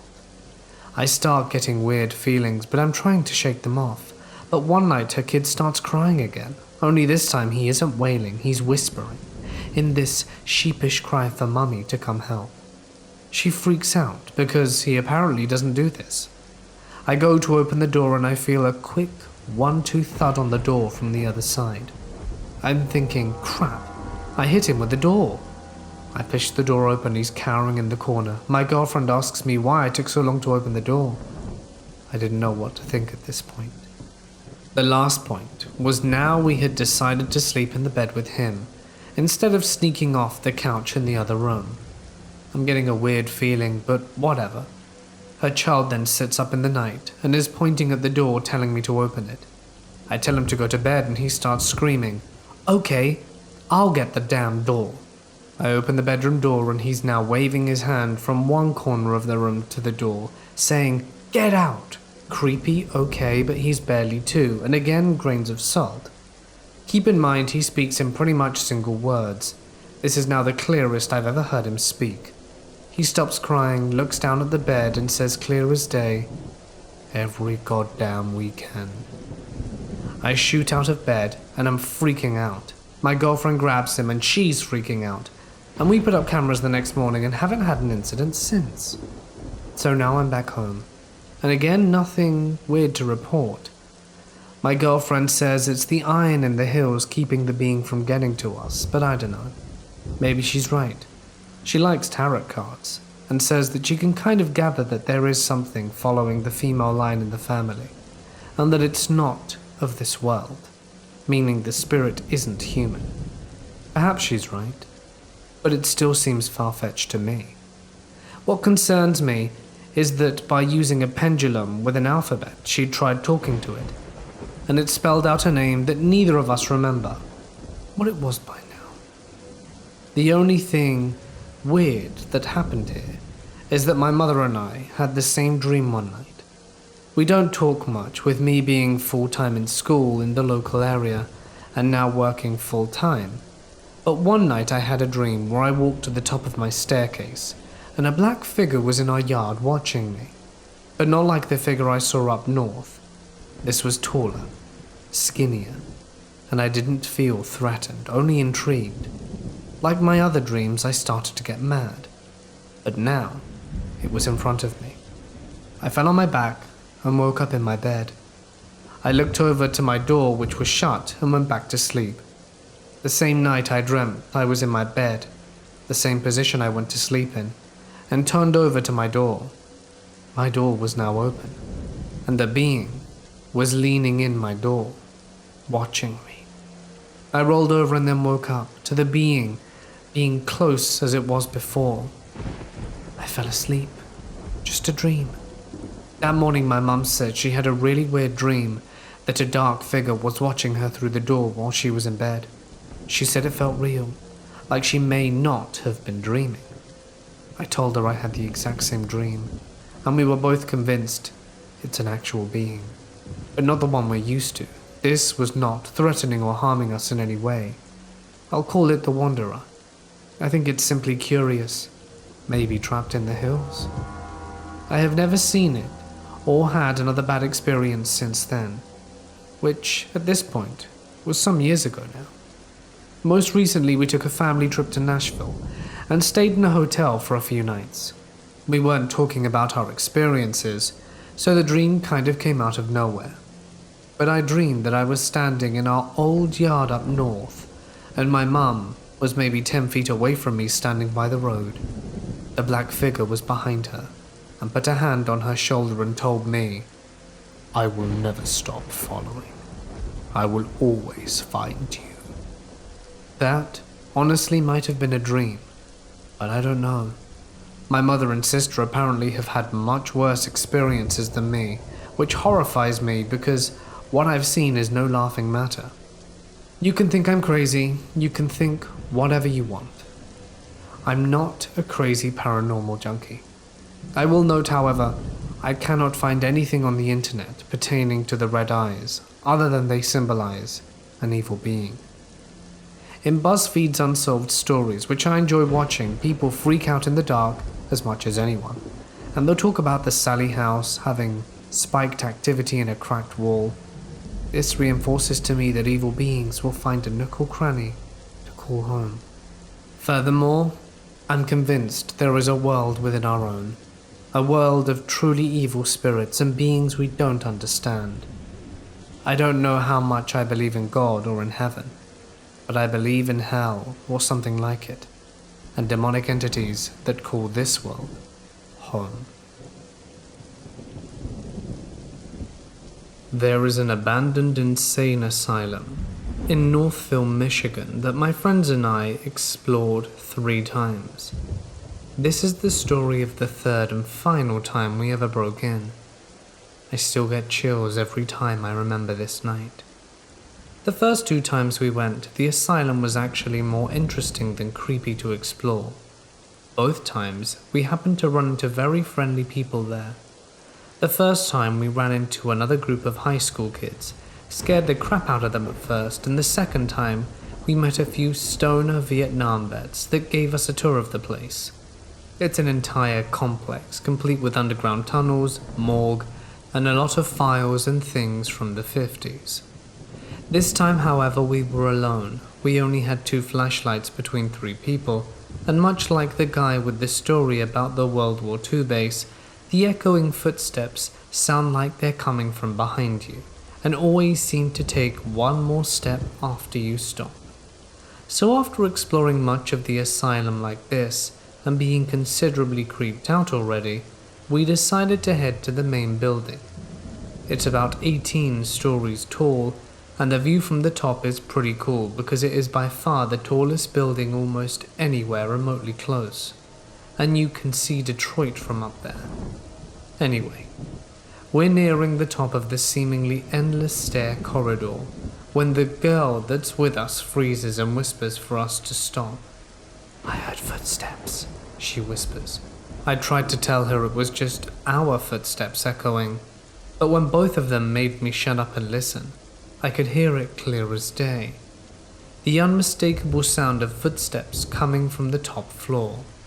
Now the building is tall, but very small area-wise, so we were very close to the sounds. Still standing on the stairs, we whispered among us about what we were going to do. My very stupid friend insists that it's probably just another friendly person and that we should say hi. I try to explain to him that you don't just want to meet the kind of people that pace the top of the stairs of an old asylum in the middle of the night. We couldn't convince him, and he goes to head up for the stairs. But I was like, forget this, and just started running down the stairs. Fortunately, he followed us and we got out of there without ever finding out who or what was walking around there at night. To top it all off, a cop was passing by the road and spotted us after coming out the building, and we had to run into the asylum complex to get away. I still think back to that night sometimes and wonder who was up there. There were definitely no guards, so it was probably either a gang, as there is gang graffiti all over the asylum, or the tortured soul of a crazy person. Either way, that was way too close. When I was around 12, I lived in a new high-rise building with my family that felt a little off. Several times when I was able to convince my parents that it's okay to go out and leave me to watch TV alone, I would start hearing voices coming from the direction of the bedrooms that were identical to my family members, as well as the distinct sounds of my mother's high heels, clear as day. There was also this one time where I woke up very early in the morning, walked over to the sitting room to watch a show that only aired at that particular time. 15 minutes after sitting on the sofa, I started hearing a knocking sound on the glass window a few meters behind me. Now, we lived 3 floors up. There were no trees or wires or anything that could touch the glass. No sill for birds to stand on, and no other buildings in front of the window either. The knocking kept going for a good 10 minutes, before it suddenly stopped. I was too terrified to turn and look. It never happened again, during that time, or any other time of day. The apartment also had a small guest bathroom that was shaped like a narrow corridor. When you stepped in, there were 2 sinks on your right, and a small room at the end of the door, with the toilet itself. That little room scared the bejesus out of everyone. It was fine when you were using it and in it, but the moment you turned your back or were leaving it, this intense sense of absolute fear would set in every fiber of your conscious being and scream, "Run." We moved out a year later, and thankfully never saw what was causing the noises. Still boggles my mind thinking about it, considering there was nothing on that land before the building was erected. Me and my brother are now both in our 30s, and the topic of the bathroom came up. Before I told him how I felt, he said he was also terrified of going in there, though no one ever said anything about it at the time. When I was a kid, my family planned a trip to New York. We were going to take the train all the way to New York from Oklahoma. At the time, the nearest train station was in Kansas, so we had to drive there first. We left our house in the early morning with plenty of time to make our train, which left at 9 or 10 at night. After driving all day, we made it to Kansas, but somehow got completely and hopelessly lost looking for the train station. For hours we drove on empty country roads that seemed endless.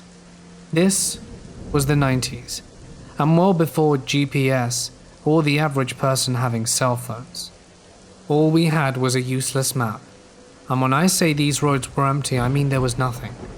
No gas station, no houses, no stores, just absolutely endless grassland as far as the eye could see. It was night now and pitch black due to the lack of street lamps, other cars or buildings. The whole area seemed completely dead and abandoned. Finally, with about 20 minutes to spare before our train left, we stumbled across an old building with a payphone inside. The building was run down and looked like it had been abandoned, but may have been a gas station at one point. My mum got out the car and called the cops for help. By now, all of us kids were crying and freaking out, afraid we would miss our train. We had never been on a train before, and we had been so excited about this trip for months. My dad was in a horrid mood, because we had driven all day long to make it on time, and we should have arrived at the station hours ago. Now we only had minutes to get help and find the station. It seemed absolutely hopeless that we would make it there on time. There was no one around, and we knew it would take the police forever to get to us, here in the middle of nowhere. That's when things got weird. My mum hung up the phone and came back to the car, and the second she got in and closed the door, a cop pulled up out of nowhere. I'm telling you, there was nothing on this road for miles and miles. There was no possible way for the police, on the phone, to have sent someone in the time it took for my mum to hang up and walk a few feet back to our car. Even if the cop had been in the area, it would have still taken a few minutes for him to get the call on his radio. I'm telling you that only seconds had passed from the moment she hung up the phone. But the cop knew all about us. He knew we'd called, that we were lost and looking for the station. He was incredibly nice and told us to follow him, and also that if we did the speed limit, we wouldn't make it. I remember that distinctly because it was not something a cop would normally say. He didn't seem like an ordinary cop at all. He seemed to know everything about our situation, almost as if he knew us personally. We followed the cop out of the deserted parking lot, and within seconds were in the train station. It seemed to appear out the darkness like a mirage. There had not been any signs pointing to it, and there was absolutely nothing else around. We made it to the train with about 10 minutes to spare, waiting for it. To this day, we still talk about it as a family, and wonder how it was possible for the cops to have gotten to us that fast on a dark, deserted country road with nothing around for miles. We also have no idea how we were so close to the train station. My mum thinks the cop was an angel, and I don't know what to think. It was one of the weirdest things I have ever experienced, and to this day I can't explain what happened, or who that cop was, or how we got to the station that night.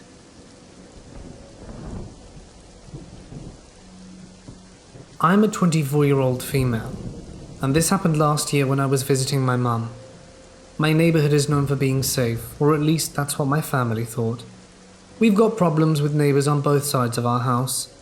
We live in a small town that has been growing due to the university that was built here. My mum lives across the street from the uni, as she teaches there. Our house has 2 floors, and my room is on the 2nd floor. The window is right on the front of our house, so you can see the street from it. Every night around midnight, when I was going to sleep, I heard my dogs barking and growling. Whenever I went to the windows to see why are they barking, I couldn't see anything. There are a lot of trees and bushes in front of my house, so maybe that's what they were barking at, something hiding there. This went on for at least a week, and it was always at midnight. This night I was having trouble sleeping, so I was video chatting with my boyfriend at midnight. My dogs were barking like crazy. I was sitting in the front of my window and couldn't see anything unusual, but I felt this strange vibe like I was about to discover what was hiding on my front yard and scaring my dogs. I turn off the lights and stay still, watching the streets from a place that no one outside could see me from. My boyfriend was still chatting with me, saying that perhaps it was a fox or a raccoon, as there's a lot of wildlife near where my mum lives. I stayed there for a while. My boyfriend went to sleep, but I kept looking out the window. It was only 1:30 when I see something moving from the bushes. A man wearing all black crouched right beside them. My body froze, and I didn't call my mum to see it. I've already told her about my dogs going crazy in our front yard at the same time every night, but like my boyfriend, she said it was an animal. So I was there looking at him, and he couldn't see me. He started moving, but still was bent over so no one could see him. But as I was on the 2nd floor, I could see him just fine. He crawled with his back right next to our fence until he reached the neighbor's gate. Right inside that gate, his car was parked. What happened next was really fast. He lit up a Molotov cocktail and tossed it in the car. The car went up in flames like crazy, and I finally called my mum to see what was happening. He ran away like a feral cat so fast down the street, and my mum called the police and the fire department. When they got there, the man was long gone. The next day, My mom got a call from the police officer that came the night before, telling him that they arrested the man that did it. He was trying to convince his ex-wife, who was our neighbor, to get back at him. He said he would do the worst things to her if she didn't get back with him, and after that she moved out in a week. We never really spoke to her, so I don't know any more details. I'm glad he got arrested, and I'm sad that I only managed to do something after her car was set on fire. I live on an island with about 50 to 70 other residents. The island is about 2 to 3 miles long. This island is believed to be haunted. I've lived here for only 2 years, and I've already got quite a few paranormal stories that I've either heard from long-time residents or experienced firsthand. So, on one quarter of the island is the residential area, with another quarter being abandoned buildings, and the rest dense forest with a slim path down to the end. During October, me and a small group of friends decided to explore the abandoned buildings as a fun little spooky thing for the month of October. We grabbed our flashlights and headed off by foot. Now these weren't just normal abandoned buildings. These were abandoned from an old theme park from the 50s to 80s. A lot of them were very large and dark inside. As we approached the abandoned buildings, I got a very uneasy and creepy vibe that the forest was blocking a good amount of light and casting shadows everywhere on the buildings. First, we went into the little bumper car pavilion, which wasn't really scary besides the rotting inside the overgrowth. It was actually pretty cool, until we heard a crash come from the old theatre, where the plays used to occur. Being the stupid boys we were, we decided to check it out.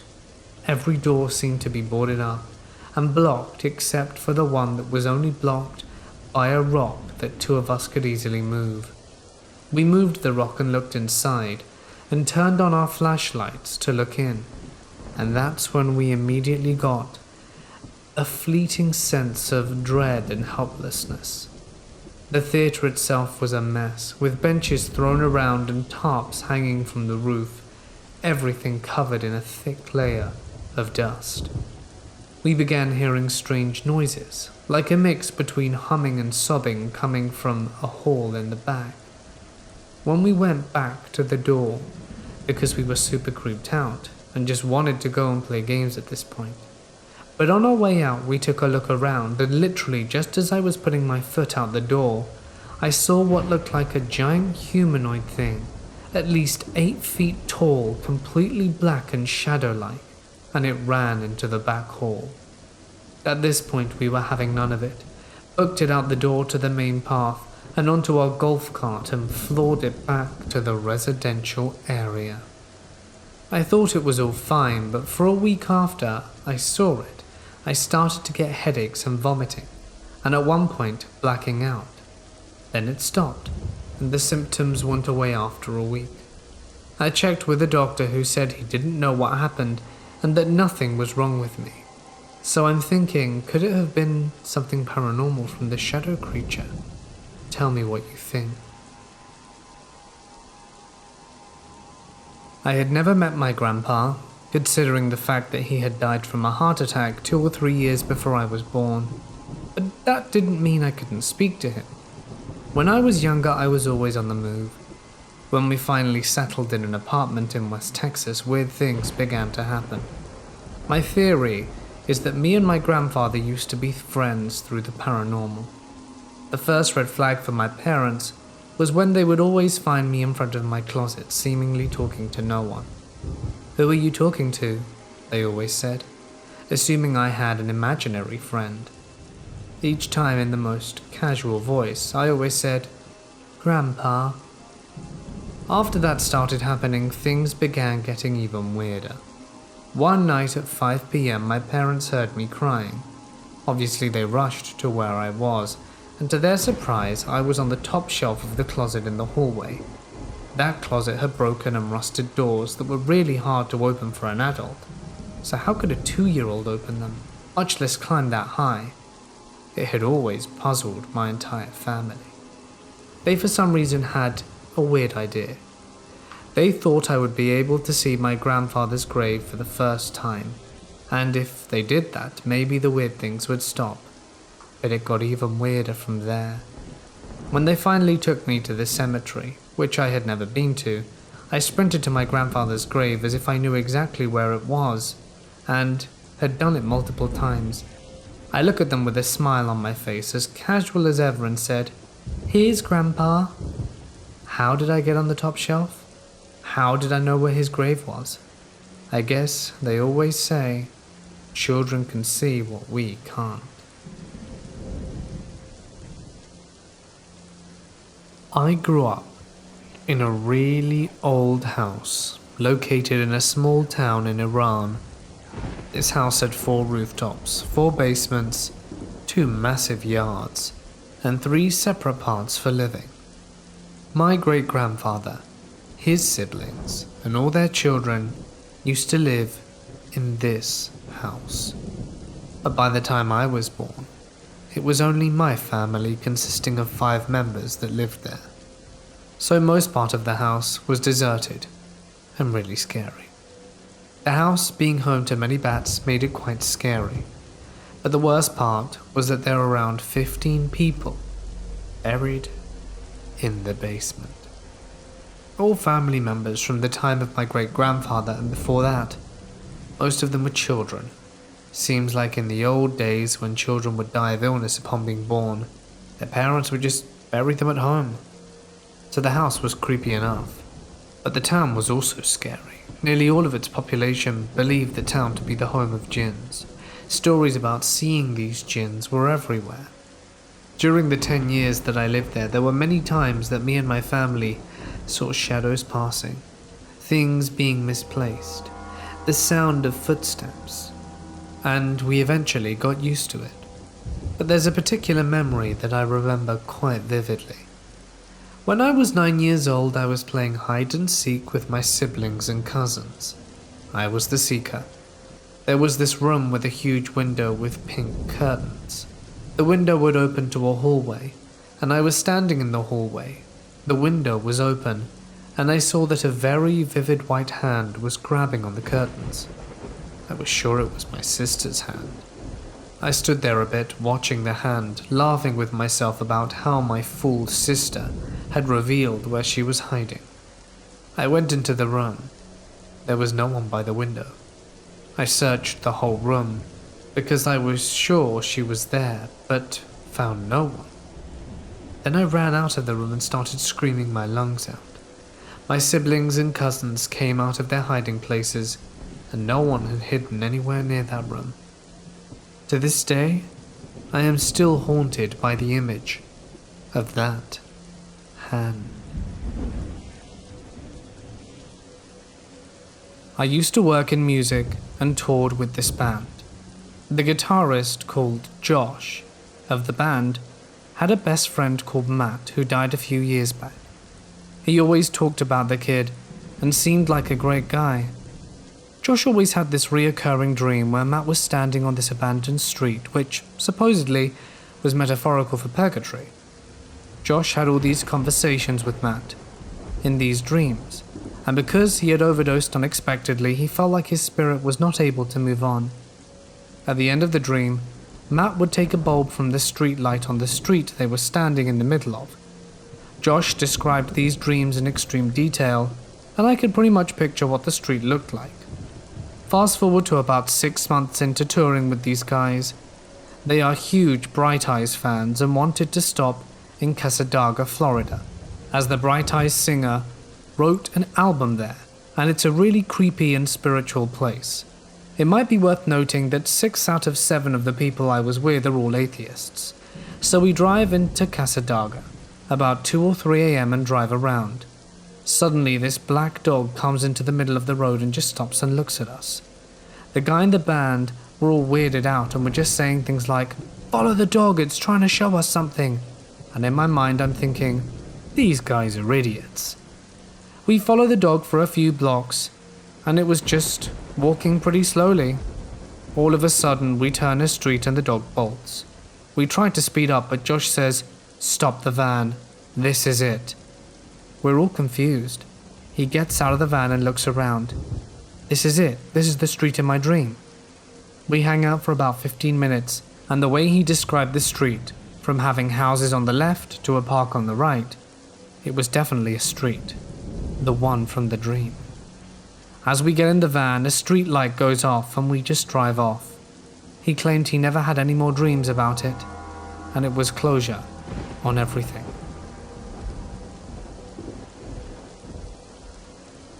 To give some background, we are a young professional couple in our late 20s, and this happened 3 years ago. Personally, I've always believed in the paranormal, as I've had a few experiences growing up. My dad also works as a medium and paranormal investigator. He taught me to always to be skeptical and look for a logical explanation, but my upbringing also gave me an open mind. In contrast, my partner Andy is not a believer in anything like that. He can sometimes be quite scathing on the whole subject. We were looking to move closer to my work in a town called Stroud, in the county of Gloucestershire, England. We had 2 cats, so it was hard to find a landlord that accepted pets. We saw this gorgeous property become available after a month of searching. It was a 16th century cottage on the outskirts of town. It had been used as a mill hop in the 16th and 17th century, and had then been turned into a residential property around the mid-1800s. As soon as we went inside, we fell in love with it. It had 2 large downstairs reception rooms, a spacious kitchen, and 3 big bedrooms upstairs. There was also a strange little door under the stairs that led to an enormous basement area. Walking around during the viewing, I did feel a little on edge, as the atmosphere in an upstairs bedroom and the front room downstairs felt a bit heavy. I reminded myself that it was probably just in my head, and we went ahead and put the deposit down to make it ours. On our moving day, the landlord met us and talked us through everything. He mentioned that the staircase was not original, and that it had been taken from a theatre in Oxfordshire and installed in the house. He was very good at working with wood. This might seem like a random fact, but we later had experiences on that staircase, so I do wonder if it held any residual energy. We moved in, and it was as stressful as any moving day was. We were both knackered by the evening, and once the bed was up, we agreed to have an early night. We chose a back bedroom as our main one, the one I had felt the heavy atmosphere in, as it was the biggest, and you couldn't hear the road from there. The house was right on a main road that led up to the Cotswolds Hills. We are lying in bed chatting when I felt the atmosphere change and get heavy and dark. I said as much to Andy, who told me I was just tired, and slowly I started to see small slivers and blue lights appear in the air. They were about the size of a 5p coin and would appear gliding slowly through the air, leaving a glowing after trail behind them. I pointed them out to Andy and was surprised when he said that he could see them as well. As we were facing away from the road, I don't think it could have been car headlights, and they moved in arcs and erratically anyway.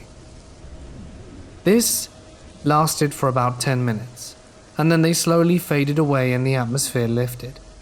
I was surprised that we had both witnessed it. Andy took a picture, which you can see on screen. From that day, we started to have small little things happen around the house.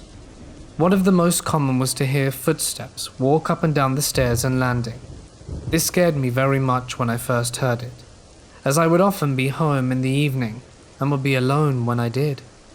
It was loud enough for me to think it was a burglar and to hide in the back room and call Andy. Of course, when we checked, no one was there. It was certainly too loud a noise for our cats to make, and we believed they were downstairs with me at the time anyway. Another occurrence was that objects and ornaments would be moved around. We would find heavy ornaments carefully placed on the floor, and also in the hallway, a whole room away from where they had been originally. I also used to randomly find large pine cones placed on the stairs and on the sofa. We were not near any pine trees, and did not own any pine cone ornaments. This was all bearable, but I did feel uncomfortable on my own, especially in the front room of the house, which was a long, panelled reception room with a big fireplace. The fireplace had a heavy iron grate that we also would come home to find moved across the room seemingly by itself. It always seemed like someone was standing in the corner of the room watching me. I felt silly saying this to Andy, but at a later date he also said that that particular corner made him feel watched. A year went by with these small strange things happening. We were mostly unconcerned with it, until the activity seemingly started to get more intense. One of the first things to happen was the basement door started opening by itself. This was strange as it had a knob you had to physically turn to open, and then pull it quite hard. It would also jam quite easily, and I had to get a knife to unjam it often. We would then come down in the morning, and it would be wide open, sometimes with the basement lights on too. Our electrical also seemed to go haywire at this point. My partner had a computer tower in our bedroom with a large push-down button that you had to hold down to turn it on. It made a loud, very characteristic whoosh sound when it started up. It started to turn itself on quite often, noticeably at 5 a.m. when we were both asleep. I'm a very light sleeper, so it would always wake me up.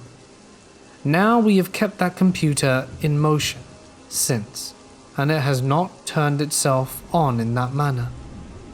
The TV would turn itself on though, as with the lamp that we kept in our bedroom. I would wake up to the light being on full whack. It had an adjustment slider. Our bedroom window would also open itself in the middle of the night. It had a heavy latch that I could hear unhook itself, and it would then swing open and crack loudly against the side of the house. When we first moved, our bed was directly under this window, which made me uncomfortable for some reason. Hearing and seeing it open in the night was incredibly unnerving. We did then move the bed, and I felt a little more comfortable afterwards. One of the scariest things was that we would start to hear voices around the house. If either of us used the toilet on the landing, we would sometimes hear what I can only describe as a deep male mumbling outside the door. This sometimes happened when either one of us was on our own in the house. Andy also experienced someone tapping on the door, which I also heard from downstairs. I frequently heard my name called from different parts of the house by a female voice. Stupidly, I did make my own Ouija board from paper and tried to contact the spirit to see what it wanted. Nothing happened, except that I felt very uncomfortable afterwards. So much so that I picked the makeshift Ouija up and put it in the rubbish bin outside. 2 days later, the Ouija paper reappeared on my coffee table seemingly unmarked. This scared me so much that I then burnt it.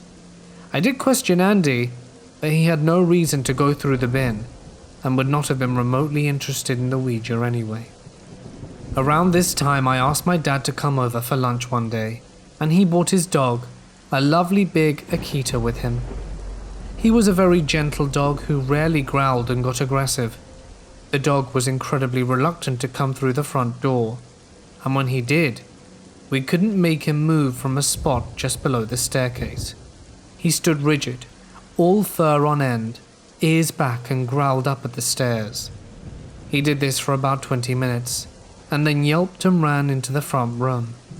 The cats were safely popped in the back room downstairs, and there was no one else in the house but me, my dad, and the dog.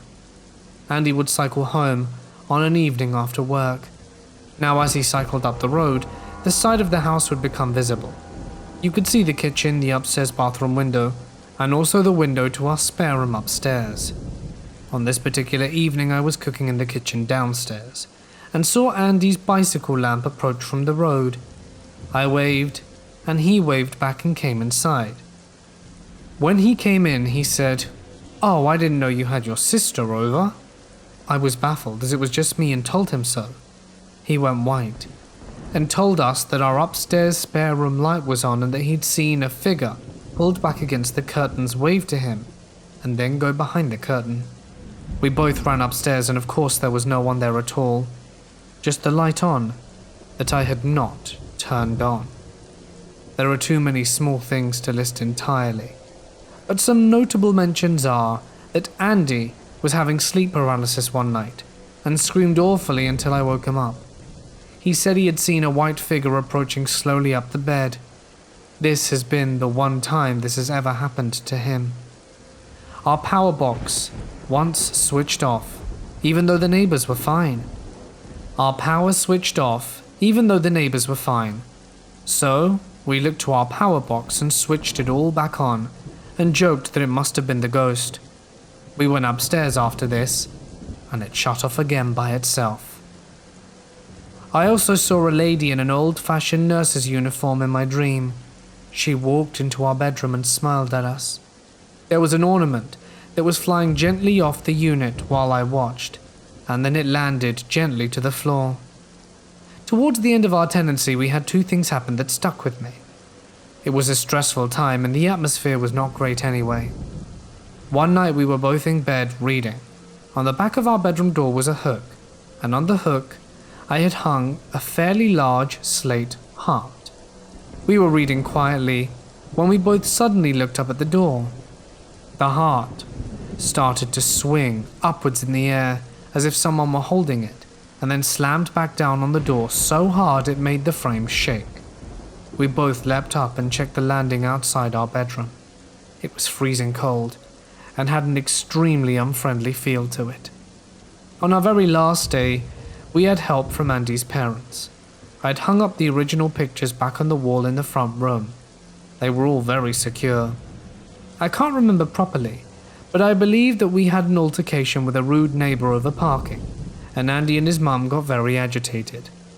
We all stood in the hallway, and there were some raised voices. Suddenly there was a huge crack from the front room. The pictures that I had just hung carefully were all on the floor. The string was intact, as were the hooks that I'd hung them up on, and we all made a hasty retreat. It's also worth mentioning that since we've lived there, the house has had quite a lot of different tenants, who all seem to move out within a few months. Seems we're not the only one who are plagued by paranormal activity. In 2000, when I was just getting into exploring, the people I typically did things with were Quinn, a longtime buddy, Glenn, a friend of his, and Eugene, a teller of tall tales he tried to pass off as crazy reality, constantly learning magic from druids or being attacked by demons. Glenn knew of a creepy abandoned house so overgrown you could only spot it in one of three ways: walk up the front gate and look up the driveway, which had a canopy of trees overhead, making it like a tunnel, pull into a gravel area across the road when it was daytime, or there was a moon and the very top was visible, or go down 30 yards down the street where looking up diagonally the peak of the roof and a side window showed through the trees. Glenn swore that at night you could see something moving in said window. We all went out there, and yep, it certainly looked like a curtain blowing, but we were far away. Glenn brought one of those supposed million candle power auto spotlights, and with that shining on the window, which at that distance was about twice the size of a full moon, and pitch black as it lacked glass, there appeared to be a grey blob swaying from side to side. We left, got binoculars and came back. With the light off, there still appeared to be a blowing curtain even up close. With the lights on, the naked eye could see the blob swaying, but through the binoculars, it was just a dark square window. The front gate had a chain and padlock on it, as well as a no trespassing sign.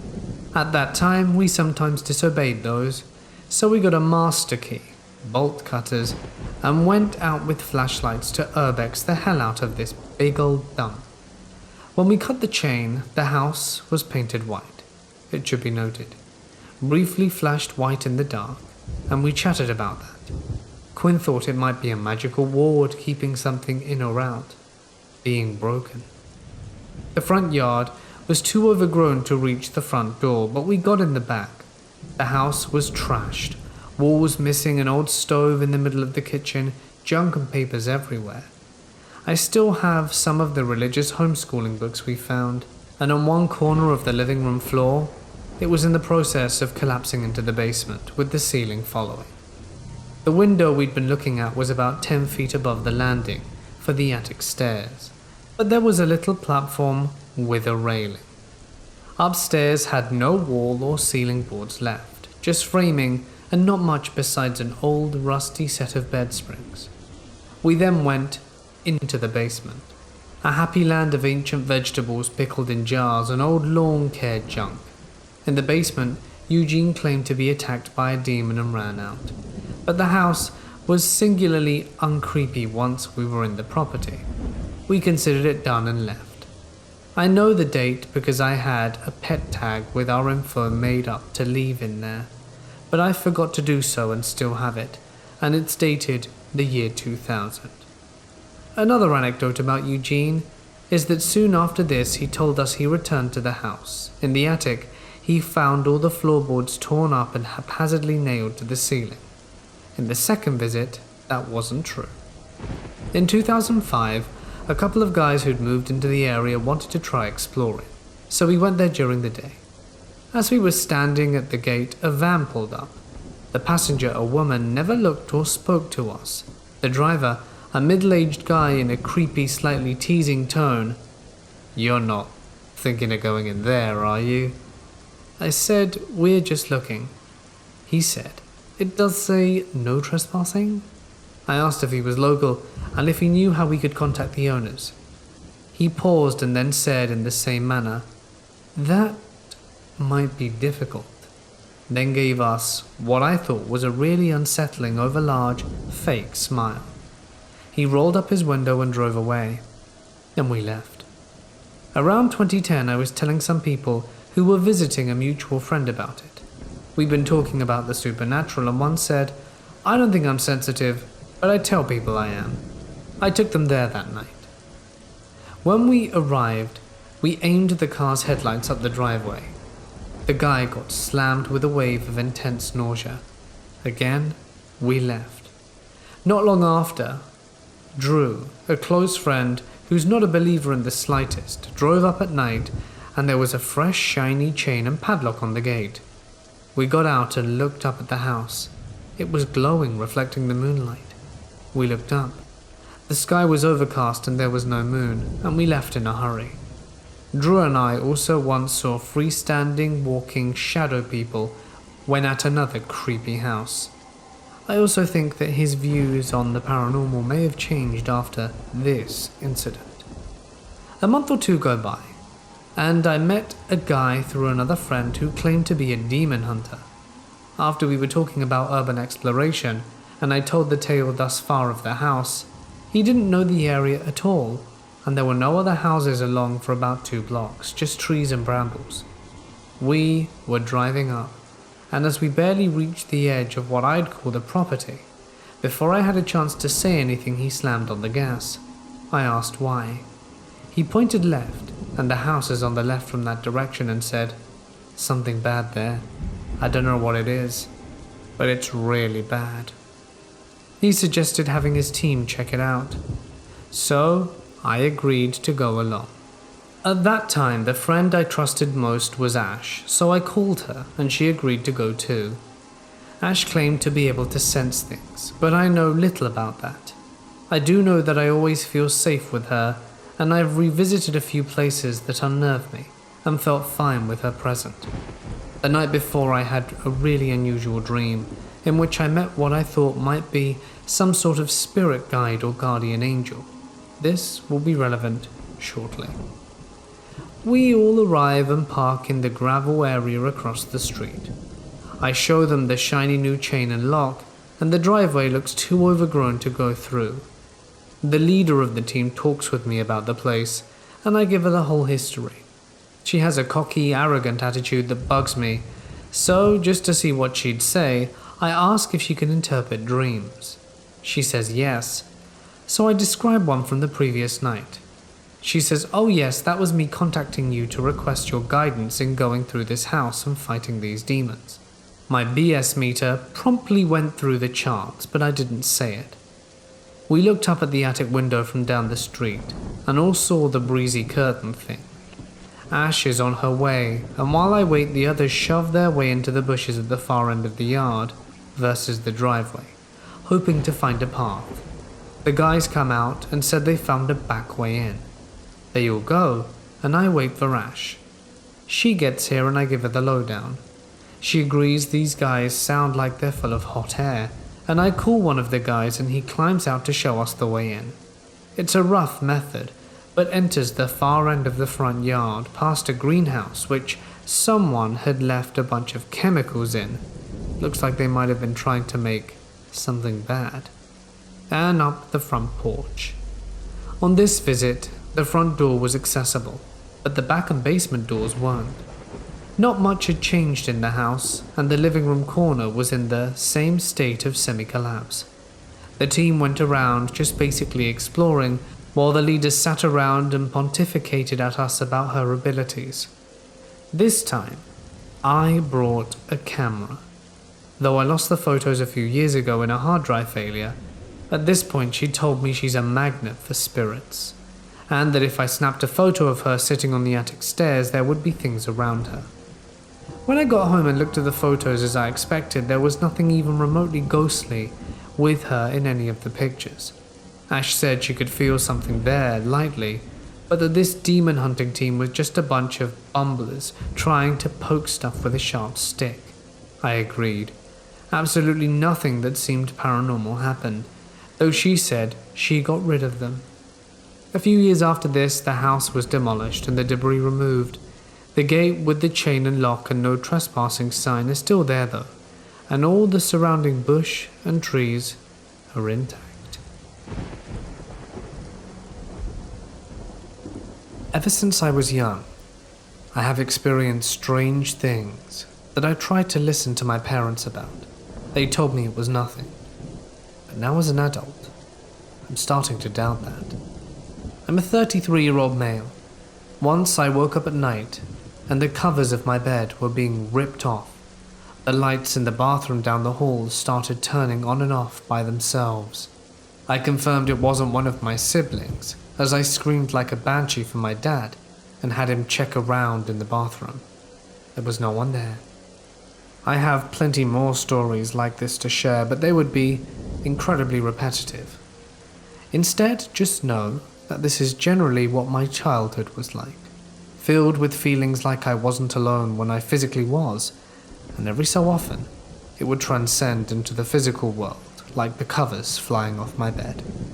I know it sounds crazy, perhaps like something written up in a cheesy B-rated horror movie, but I'm not the kind of guy to lie, especially when trying to share something so personal.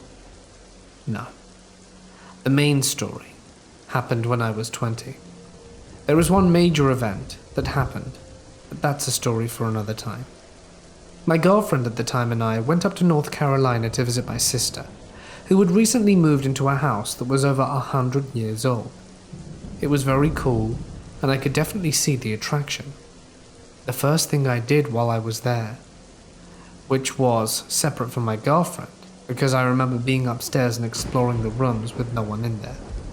I always do this when I go to a new place. I love to explore. In one of the rooms upstairs, there was a closet that had stairs. They seemingly went to an attic. There were cobwebs everywhere. I remember being excited to check it out, but as I ascended each step, I felt like something was stopping me. A feeling that said, no, you can't go up here. So I stopped with a weird feeling, shook it off and went back downstairs to join my girlfriend and the family. That night, they gave us one of the guest rooms to sleep in. My girlfriend and I fell asleep pretty quickly, because we had been driving all day. I can't confirm what time it was, because when I was awoken in the middle of the night, I did not check my watch. I just know that it was pitch black outside, and both my girlfriend and I had woken up at the exact same time with no reason that we could find, except that the temperature in the room dropped. It went from a cool night to very cold in less than a minute. As we were asking each other why we were awake, the doors that were right next to the bed that led to the hallway began shaking violently. Not only that, but the doorknob was rattling and turning as if someone was desperately trying to get into the room. My girlfriend and I sat frozen in the bed until the event stopped. Wanting to be the tough boyfriend, I said that I would get up, just to check to make sure it wasn't one of my nephews playing a joke. I opened the door and saw no one. I slowly crept into the hallway down the hall and checked each room one by one. I know my sister and her husband wouldn't have done it. That would be absurd. They were in their late 30s and are not the joking type.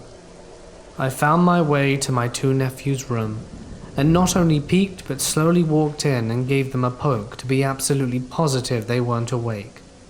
When they both groggily looked at me, I knew that no one had been joking around with us. I made my way back to the room, told my girlfriend everyone was asleep, and we tried our best to forget about it. At this point I pondered if this could have had possibly anything to do with trying to get into the attic. When I thought back, the cobwebs were odd. I was the first one to try and go up there in a long time, it seemed. I have no idea how after being woken up like that, but we eventually managed to fall back asleep. Then, terrifyingly, it happened again, exactly as before. My girlfriend and I both woke up, the temperature dropped, then cue the door shaking violently and the doorknob turning. We were horrified, but just as before, I got out of bed and checked every room where people were sleeping. We must have fallen back asleep. The next morning I went downstairs and immediately pulled my sister aside and told her what happened. She laughed and thought it was crazy. People always do. No one ever believes me, least of all my family. I wanted to share this with all of you, to see what you guys made of it.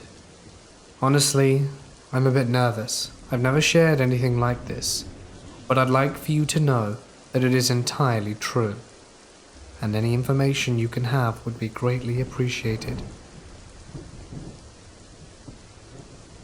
This is a story about an incident that happened in my village of Rajasthan in Sikar, India.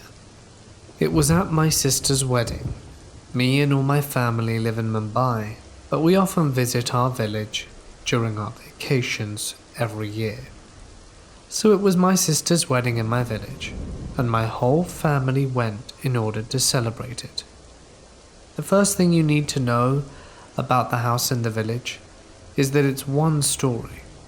On the ground floor there are 4 rooms, kitchen, bathroom, toilet, and next to the toilet there's a staircase that leads to the first floor. On the first floor there are only 2 rooms and a veranda, or you can call it a big balcony, and a staircase leading to the terrace of the house. So all my joint family were living in the house to celebrate my sister's wedding. The night we reached home in the village, I was tired, and my family were assigned their rooms to sleep. Me, my uncle and my cousins were sleeping on the first floor veranda on the first night. I was so tired I tried to sleep peacefully, and on the second night we all went to bed a little late. In the middle of the night, I woke up because I needed to pee. When I woke up, I saw my grandmother standing and leaning down from the wall of the veranda, and I felt a little bit weird, because my grandmother was sleeping in the ground floor. What was she doing on the first at 2 a.m? When she saw me, she started walking downstairs and I followed her. She took a left and went towards the toilet. I was also heading in that direction and saw the light on within it. I waited outside, thinking she had just closed the door before I reached it. But after waiting approximately 5 minutes, I decided to check the room my grandmother was supposed to be sleeping in. That's when I saw her sleeping peacefully. When I opened the door of the toilet, there was no one in there. At the time I was feeling very sleepy and tried not to pay too much attention to it. I went inside the toilet, announced the call of nature, and then returned to the veranda to sleep. In the morning, when I asked my grandmother what she was doing on the first floor at night, she replied that yesterday night she never went to the first floor. She then went on to say that there is a Djinn living on the terrace of the house. When I shared these stories with my father, he confirmed that there is indeed a Djinn. But he also said that after the renovations of the house there isn't a trace of it. My father then added that when they were very small, they always heard that someone was walking on the staircase drinking water from a pot. but the Djinn never harmed anyone. And my father also told me the story of my aunt. He said that when my aunt came into the house as a new bride, she saw these Djinn in the form of her new husband. At the time, my uncle was living in Dubai, so she was very scared and went to some mullah to ask for help. Mullah came and blessed the house and went that night when my aunt had a dream. In the dream, she saw a man with a beard and his face was half burned, and the man said that he will never let my aunt stay in the house. After the incident, my aunt slept in our house and always felt as if someone was shaking her toes, and she would always fall ill. Even some of her children fall ill if they stay in the house. And later my uncle built a separate house away from ours. Djinn are one of two types, evil or good. I came to know that Djinn, the one that was living in my house, was good and would never harm us nor my aunt, but just wanted her to stay away for some reason.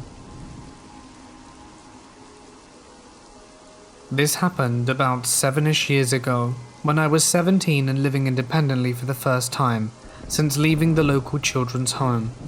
The building I lived in was a very old stone cottage that was once used as a pigsty before being converted. On a caravan site that used to be a farm, the place was always freezing cold and always had a weird vibe about it.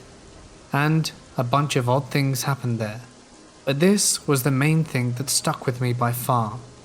At some point while living there, probably around the 6-month mark, I lost my keys. It didn't matter to me much, because it was so out in the sticks in rural Wales, UK, that I felt I could confidently leave it unlocked, with no bother, and I was able to get spare keys for the other ones that were on the ring. While not being too worried or thinking that finding them was very urgent, I did search the place from top to bottom several times over the next 7 to 8 months, but never found them, nor did I come across them when I organized cupboards, drawers, or moved furniture around. They were completely gone. One morning I woke up around 10ish and came straight through to the kitchen. The place was a long rectangle with 4 rooms in a row from right to left, bedroom, kitchen, bathroom, and a tiny hallway with front door, living room to make myself a coffee as usual. And there, right in the middle of the kitchen counter in front of the coffee pot and the kettle, as if I had just left them there the night before, were my keys. As you can imagine, I was floored by the perceived nonchalance these inanimate objects were just sitting there with, and instantly my thoughts turned to sleepwalking, downright forgetfulness, etc. But I knew in the back of my mind that none of these explained it. I went to grab them, and instantly dropped them because of the searing pain in my hand.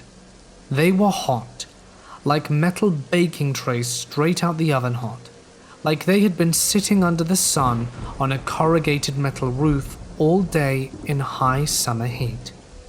I made myself coffee, making sure not to touch them, and left them there all day and eventually picked them up and hung them on the hook next to the door, and didn't lose them again.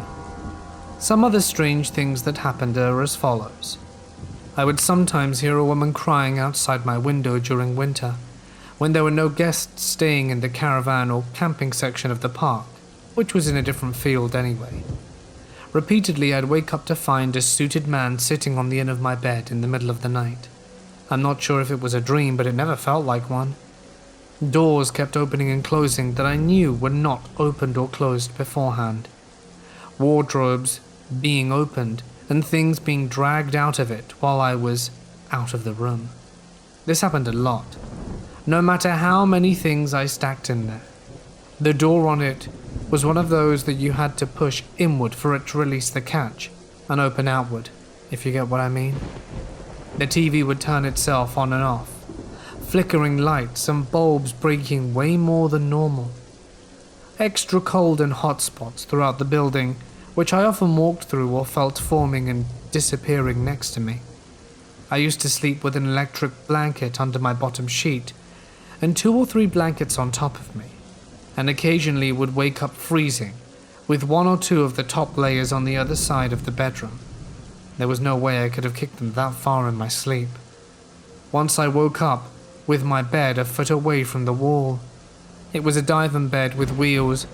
We are not in an area that experiences earthquakes or anything like that. So how did it move?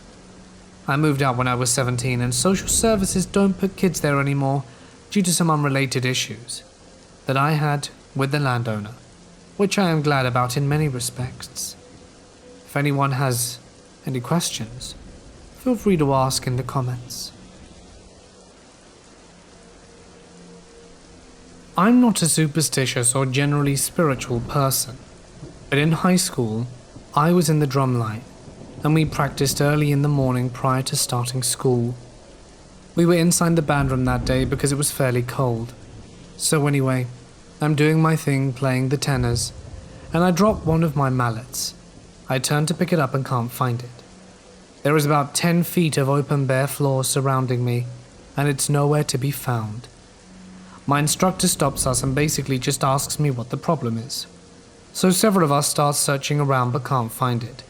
I say screw it, grab my spare set, and about 20 minutes later the band director walks in, unlocks his office, sits on his desk, and knocks on the window.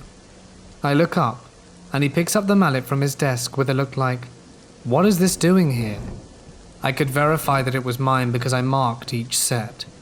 Nobody had gone in or out. There's no gap under the door, it's a locked room, and it somehow ended up on the desk? There were 15 of us in that room at the time, and there was a unanimous nope at that moment. I was stunned, and one of my buddies became unglued. We pretty much cancelled the rest of the rehearsal right there and then, and many of us were pretty bugged out about the rest of the day. I couldn't concentrate on anything for almost a week after that. Eventually my brain just filed it away under unsolved mysteries, and we ended up carrying on with life.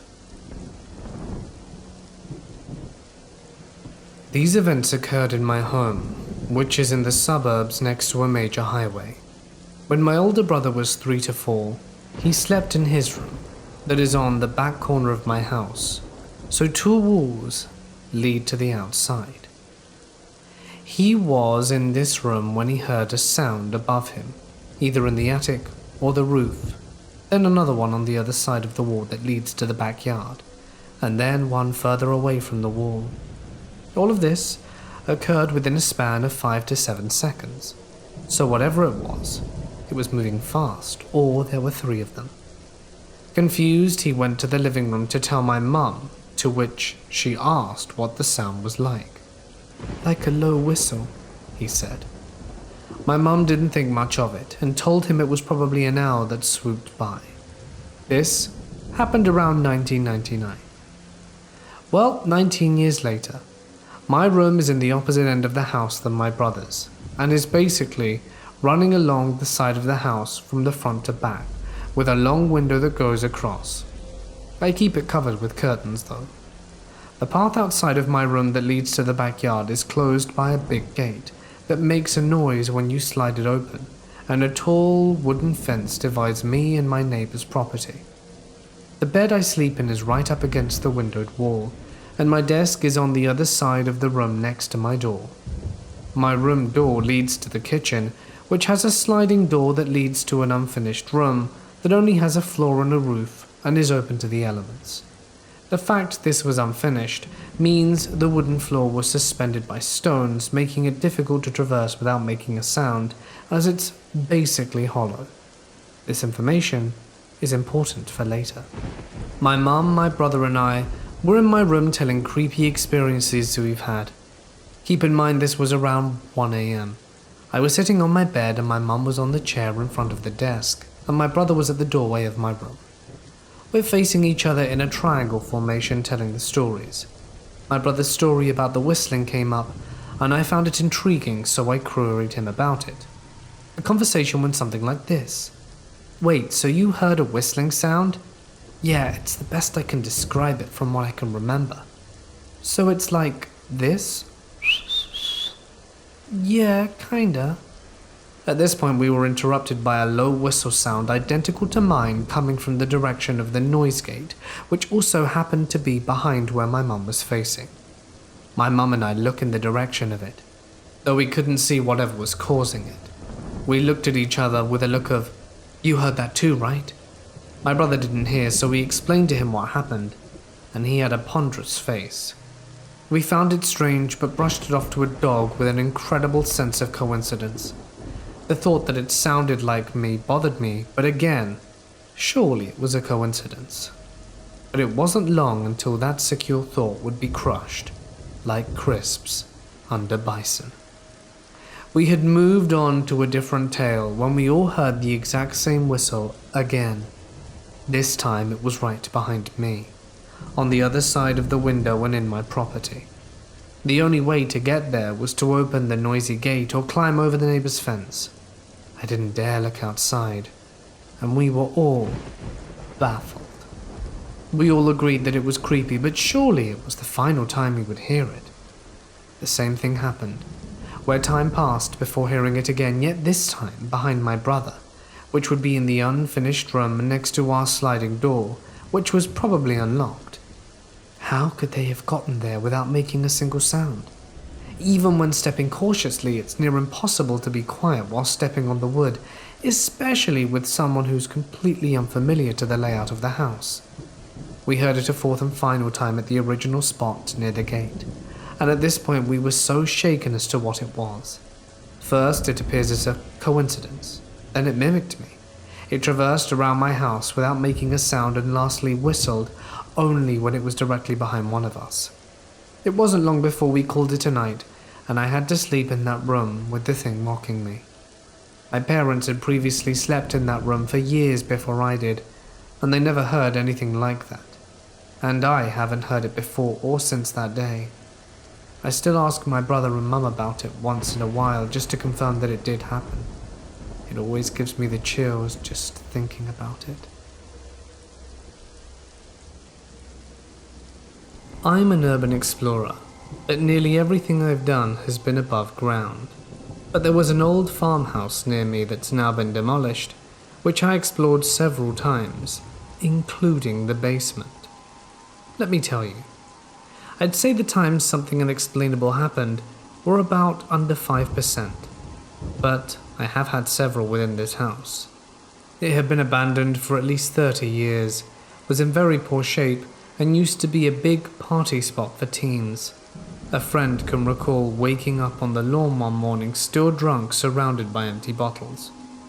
The basement had a bunch of usual laughable, wannabe satanic tagging all across one wall in red paint, and religious messages in black countering it on the opposite wall. The underground experience happened one night as the three of us were walking up the staircase out of the basement, which had solid walls on both sides. As we did, each person in turn from top down got their shoulders bumped as though a person were going down past us as we were going up. I might as well mention the non-underground ones too, in case someone is interested.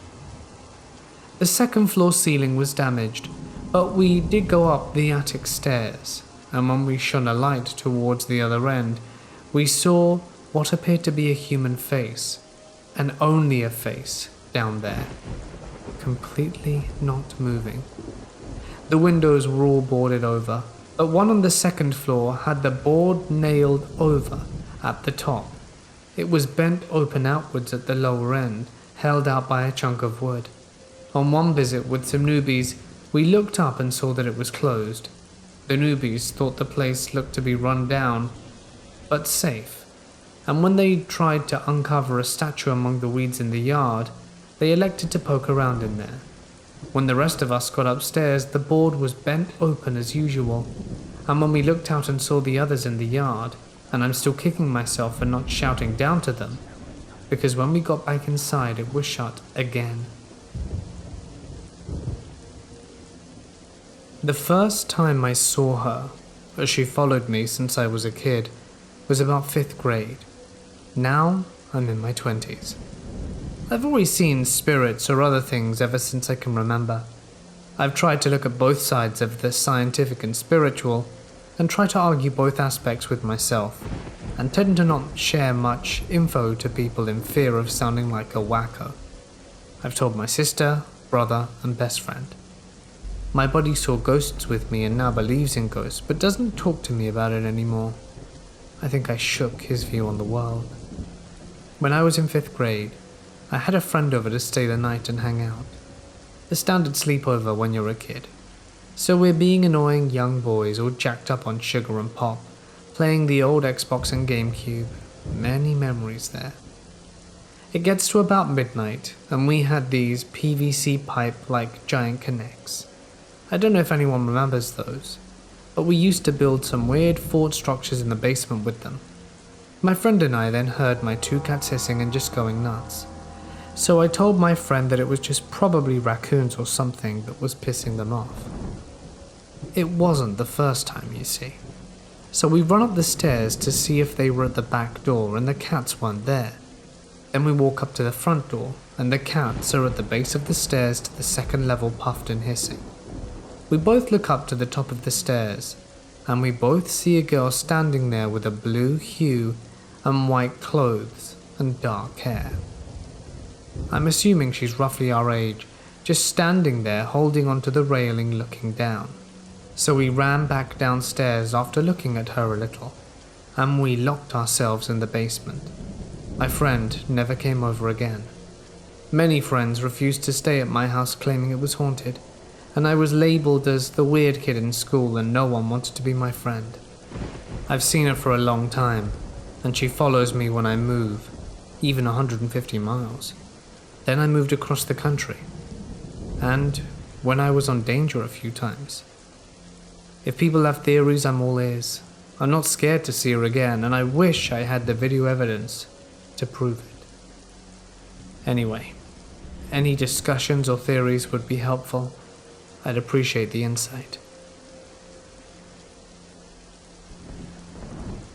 I would like to preface this story by saying that I am not an expert in the paranormal. At best, I'm just a guy with an interest, shining some light on the unknown. Today at work, one of my co-workers told me a story of a paranormal experience she had. For the life of me, I don't know what to make of it. It sounded like something out of a book, but I know her. She wasn't making this up. And I'm sharing this with all of you to see if any of you can shed some light or have had anything similar happen to you.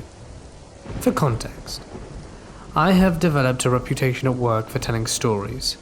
Today I was telling a couple of co-workers a story about a college professor of mine who on the first day of class claimed to have had a paranormal experience. Naturally, my classmates and I were fascinated and asked him to elaborate. He said he would explain the whole thing on the last day of class. He did, but it ended up being a huge letdown. Just a perfectly horizontal strand of thread floating across the room while he was vacuuming.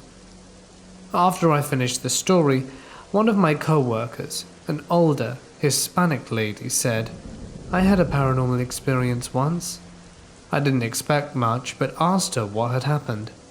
She went on to explain as a kid, her mum had dragged her to see fortune tellers. On one occasion, the fortune teller told her that someone would try to take her to the beach to drown her.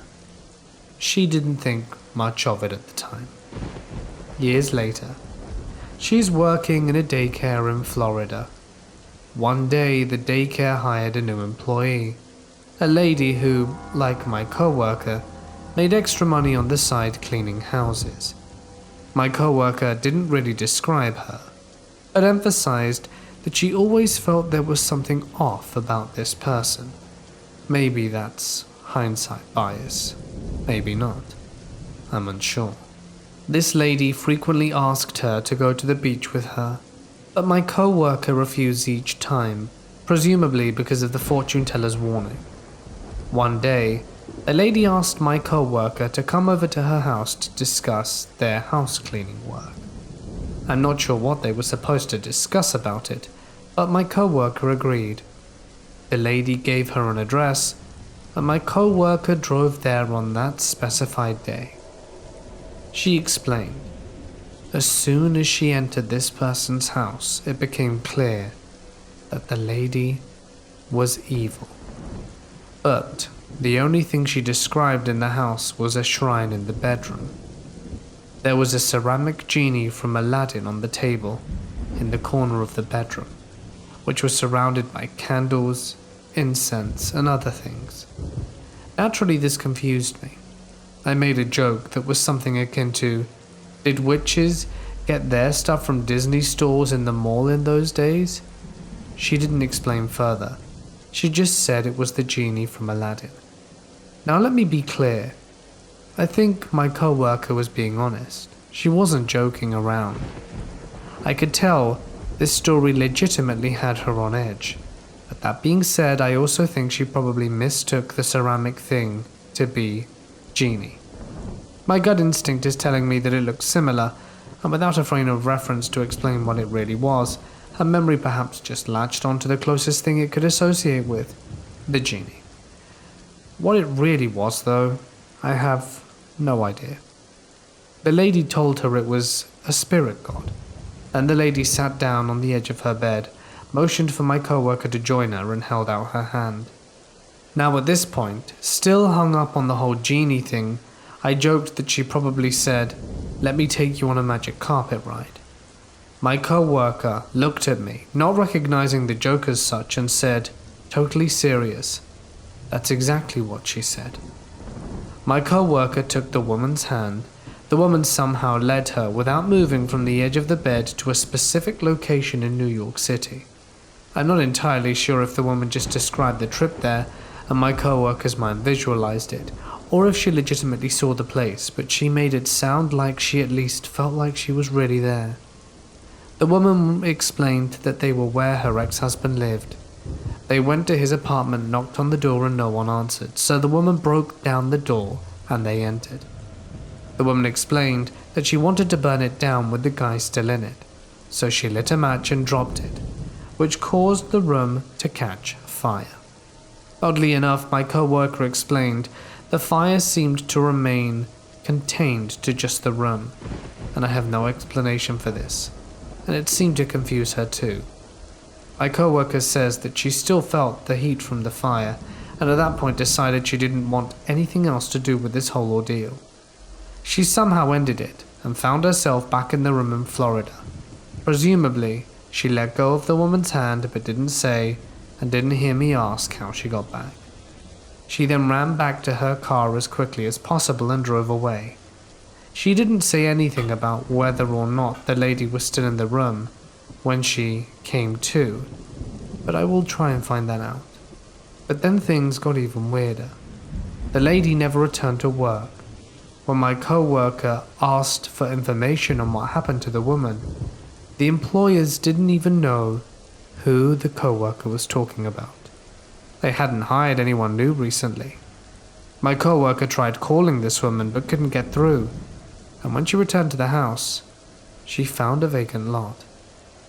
I asked her to pinpoint the date this happened, and asked if she remembered which building she had seen in New York, with intent to Google the date, the location, and the fire just for kicks, but she couldn't remember that.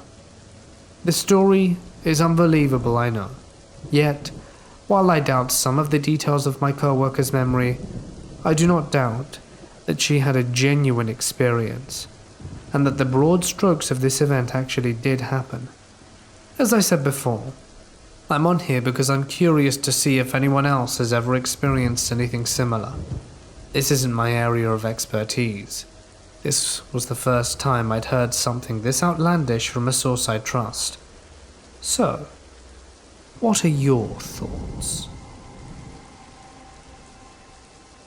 I was a sophomore in high school, at my girlfriend's house watching a movie.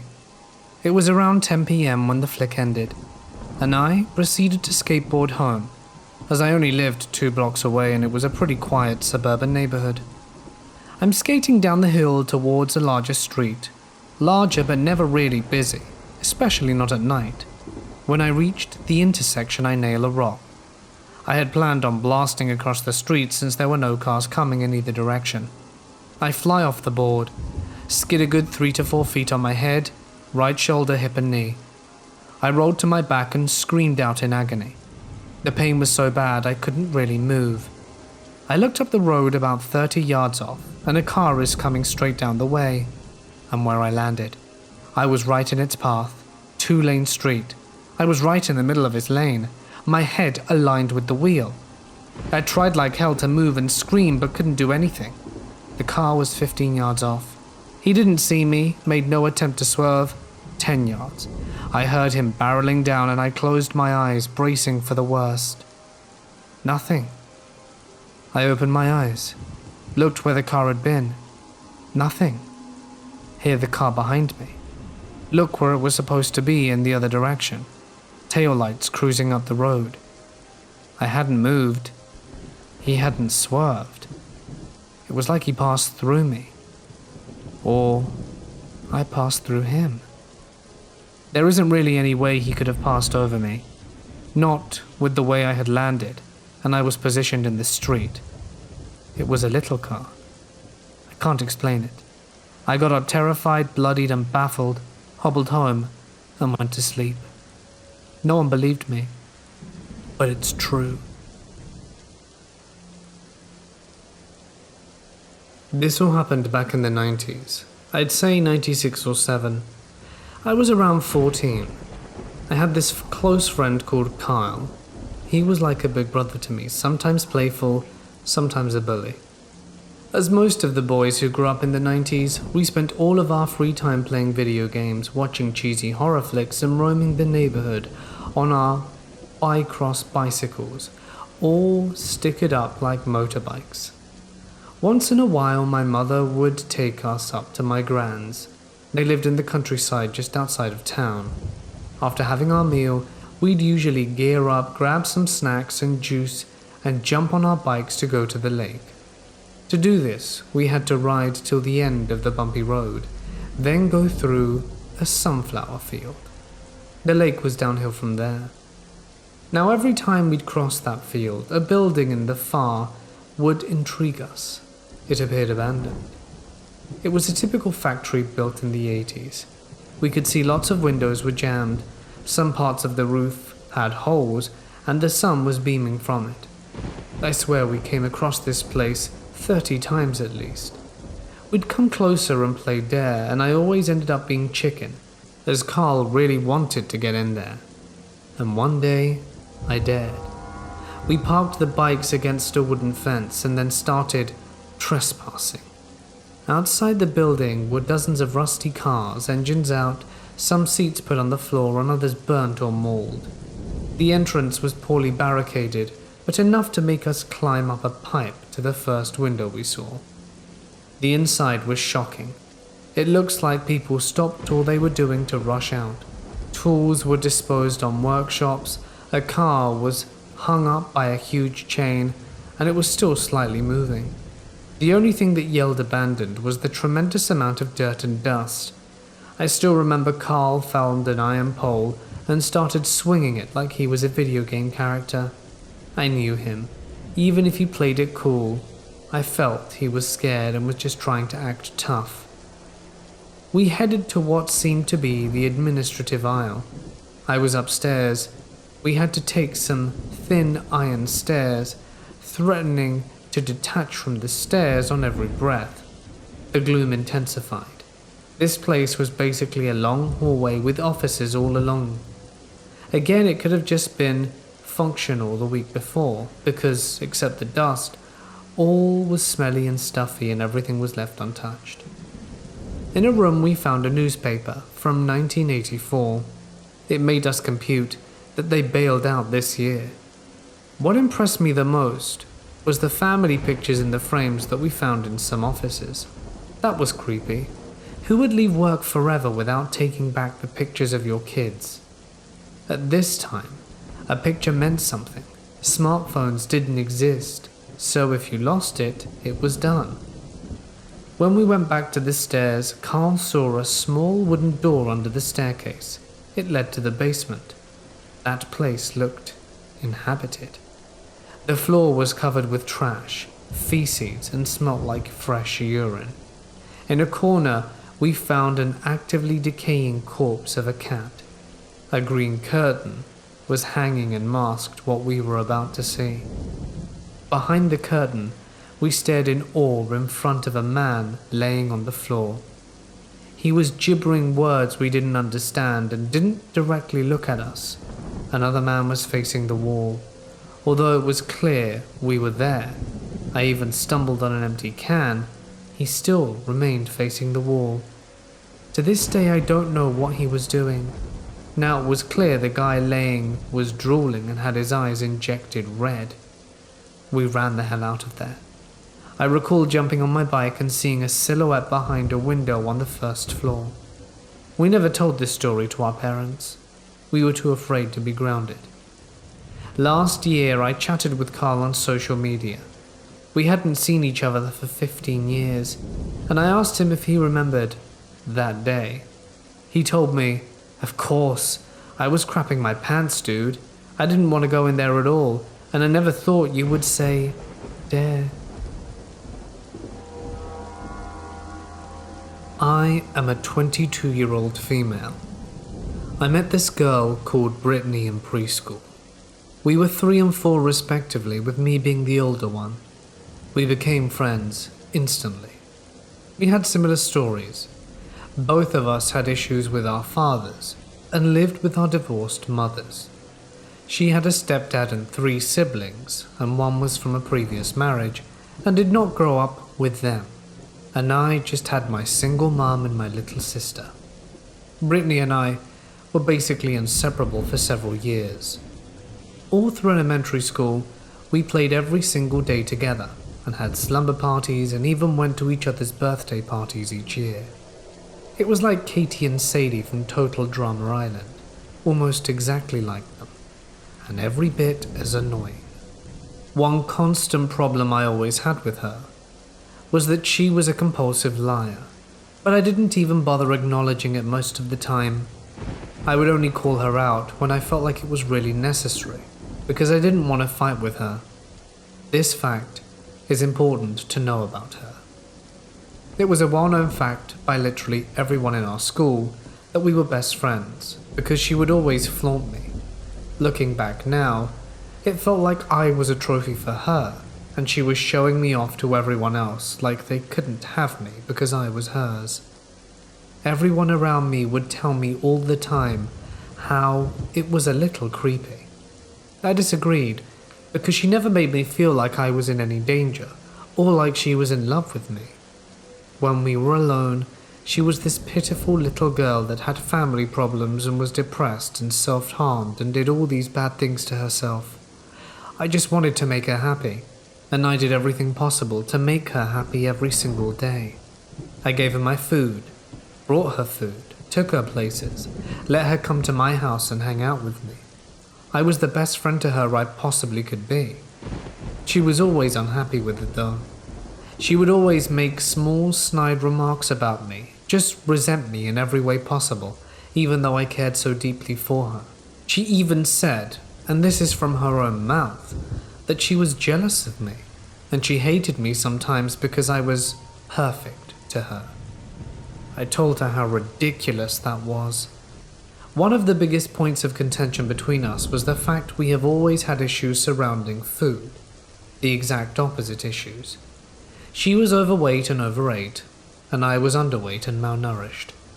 This is actually still true to this day for both of us, but I digress. She would complain almost daily about how ugly and fat, and nobody liked her because of it. But it was almost like a performance because of how rehearsed and empty it was.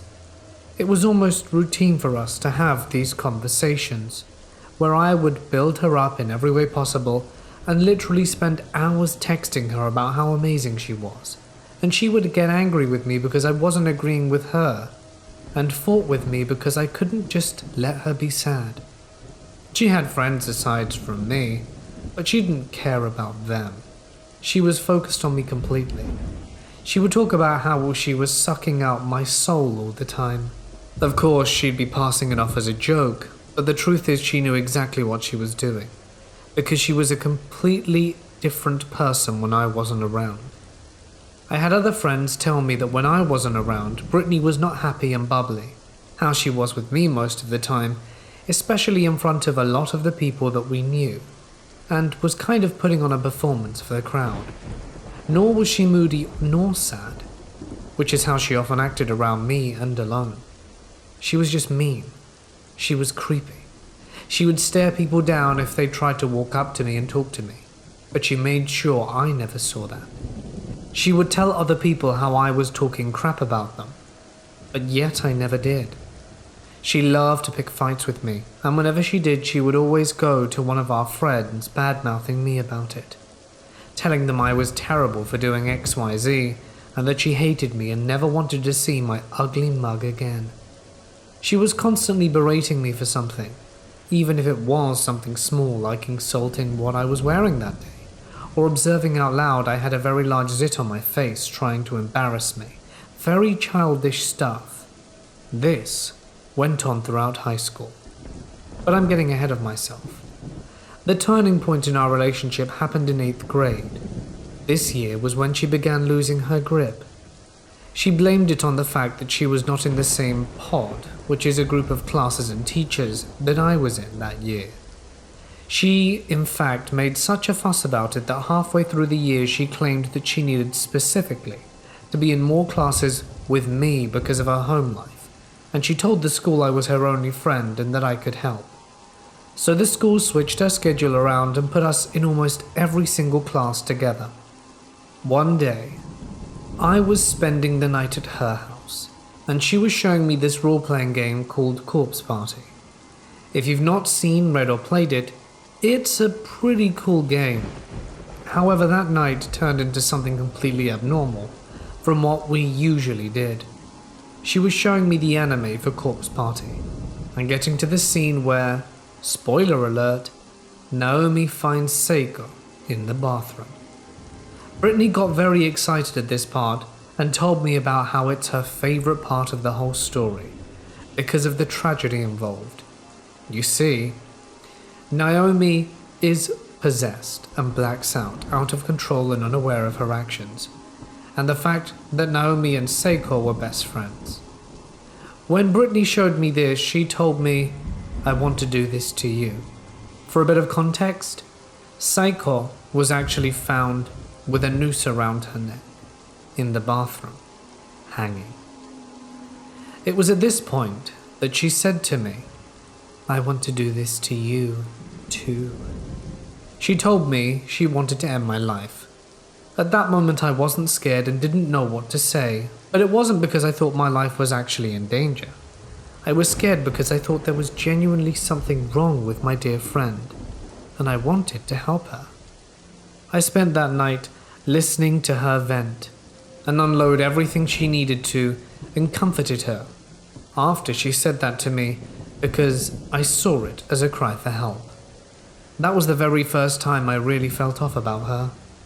Sure, she was annoying a lot of the time with her bratty tantrums and spats and fights over nothing, but those were all forgivable because I still loved her and didn't care. I wanted to be her friend and be there for her, even though she wasn't a very good friend to me. I innocently thought that she just didn't know what she was doing and didn't know how bad she was hurting me, so I just took it on the chin and didn't complain. The night after the whole corpse party incident, Brittany began hitting me. She would quite literally bonk me on the head or arm with her closed fist, basically punching me all the time. The teachers never said a word. When I told my mum about it, though, she was like, "You're not hanging out with her anymore until she sorts herself out." I listened to her, not because she was mum and I did what I was told. I was a sneaky little brat, and if I still wanted to talk to Brittany, I would have. But I was glad she said that, because that meant I didn't have to make that decision by myself. Brittany was so upset, but not in the way you'd expect.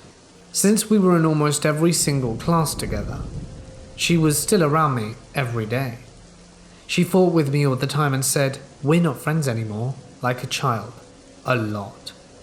But this was different because I was actively ignoring her and not speaking to her at all. This lasted for around a month. Every single day she would cycle between being absolutely furious and staring holes in the back of my head to trying to look really, really overly sad, to the point where other people in class said something to her. She wasn't satisfied with the attention though. She wanted mine and made that obvious. One day after school, we're still not talking. I was in the car ride home with my mum and sister when I got a call. It was Brittany. I answered, and she let me know that she had been admitted to a psychiatric ward. She acted like she was in jail the way she played up the theatrics, that being her speciality, being dramatic. And as a kid who's never been through anything like that, I believed every word she told me. So when she finally came back home, it was like a reunion between a military family. We ran up and hugged each other in slow motion like a Lifetime movie. She apologized, and I thought she meant it, and we became friends again. However, our relationship was never quite the same after that. I had my guard up, and no longer blindly believed everything she said. She'd been caught in numerous lies by me over the years, but I was just much more skeptical of her after this happened. Once we were in high school, we started to mature. I was less obtuse, naive, and gullible. She was not much different, though. She still pulled all the shots. However, in high school, Brittany and I were part of a large friend group of around 10 that hung out constantly during school. We all hung out as a large group, and so we even got to know each other really well. In fact, one of the subgroups, for me, was her, Evan, and Adam. This is what we call our close-knit. We were the 4 musketeers and hung out outside of school all the time. Other people saw how Brittany behaved and questioned it, especially to me. They would come to me when she wasn't glued to my hip and say, "Why do you put up with that? If she treated me that way, I wouldn't even be friends with her." I would just say that I'm her best friend and that's what friends do. I still didn't really question it, but I was starting to. Junior year was one of the hardest of my entire life. That year, my second dog Sophie was only 6 years old and passed away from lymphoma. It happened on Christmas Eve morning 2014. My birthday came very soon after that. I'd been dating this guy for 3 years, starting in 8th grade ironically, and literally the day after my birthday party, he dumped me for another girl, right after my dog died because I wouldn't sleep with him. This guy had pursued me for over a year because I didn't even like him, and when I finally did date him, I fell for him and his stupid ass, and he did that to me. As well as a ton of other stuff, but that's a whole nother story in itself. Safe to say I was extremely depressed after all this happened and hardly ate anything for 2 whole weeks. I cried in class multiple times. I don't do that stuff, especially when I was younger because I always thought it was a sign of weakness to act like that in front of people. The odd thing is, this is when Brittany and I got a little closer again. She was actually a little nicer to me and didn't rag on nearly as hard as usual. I thought I was finally getting the friend I missed back, and I was so happy. At this time we made a pact that if we were still single at 35 we'd just marry each other. We acted like real friends again. However, after 9 months I started dating someone that we'd known since kindergarten, one of the boys that were part of our close-knit, Evan. Brittany was not happy about this.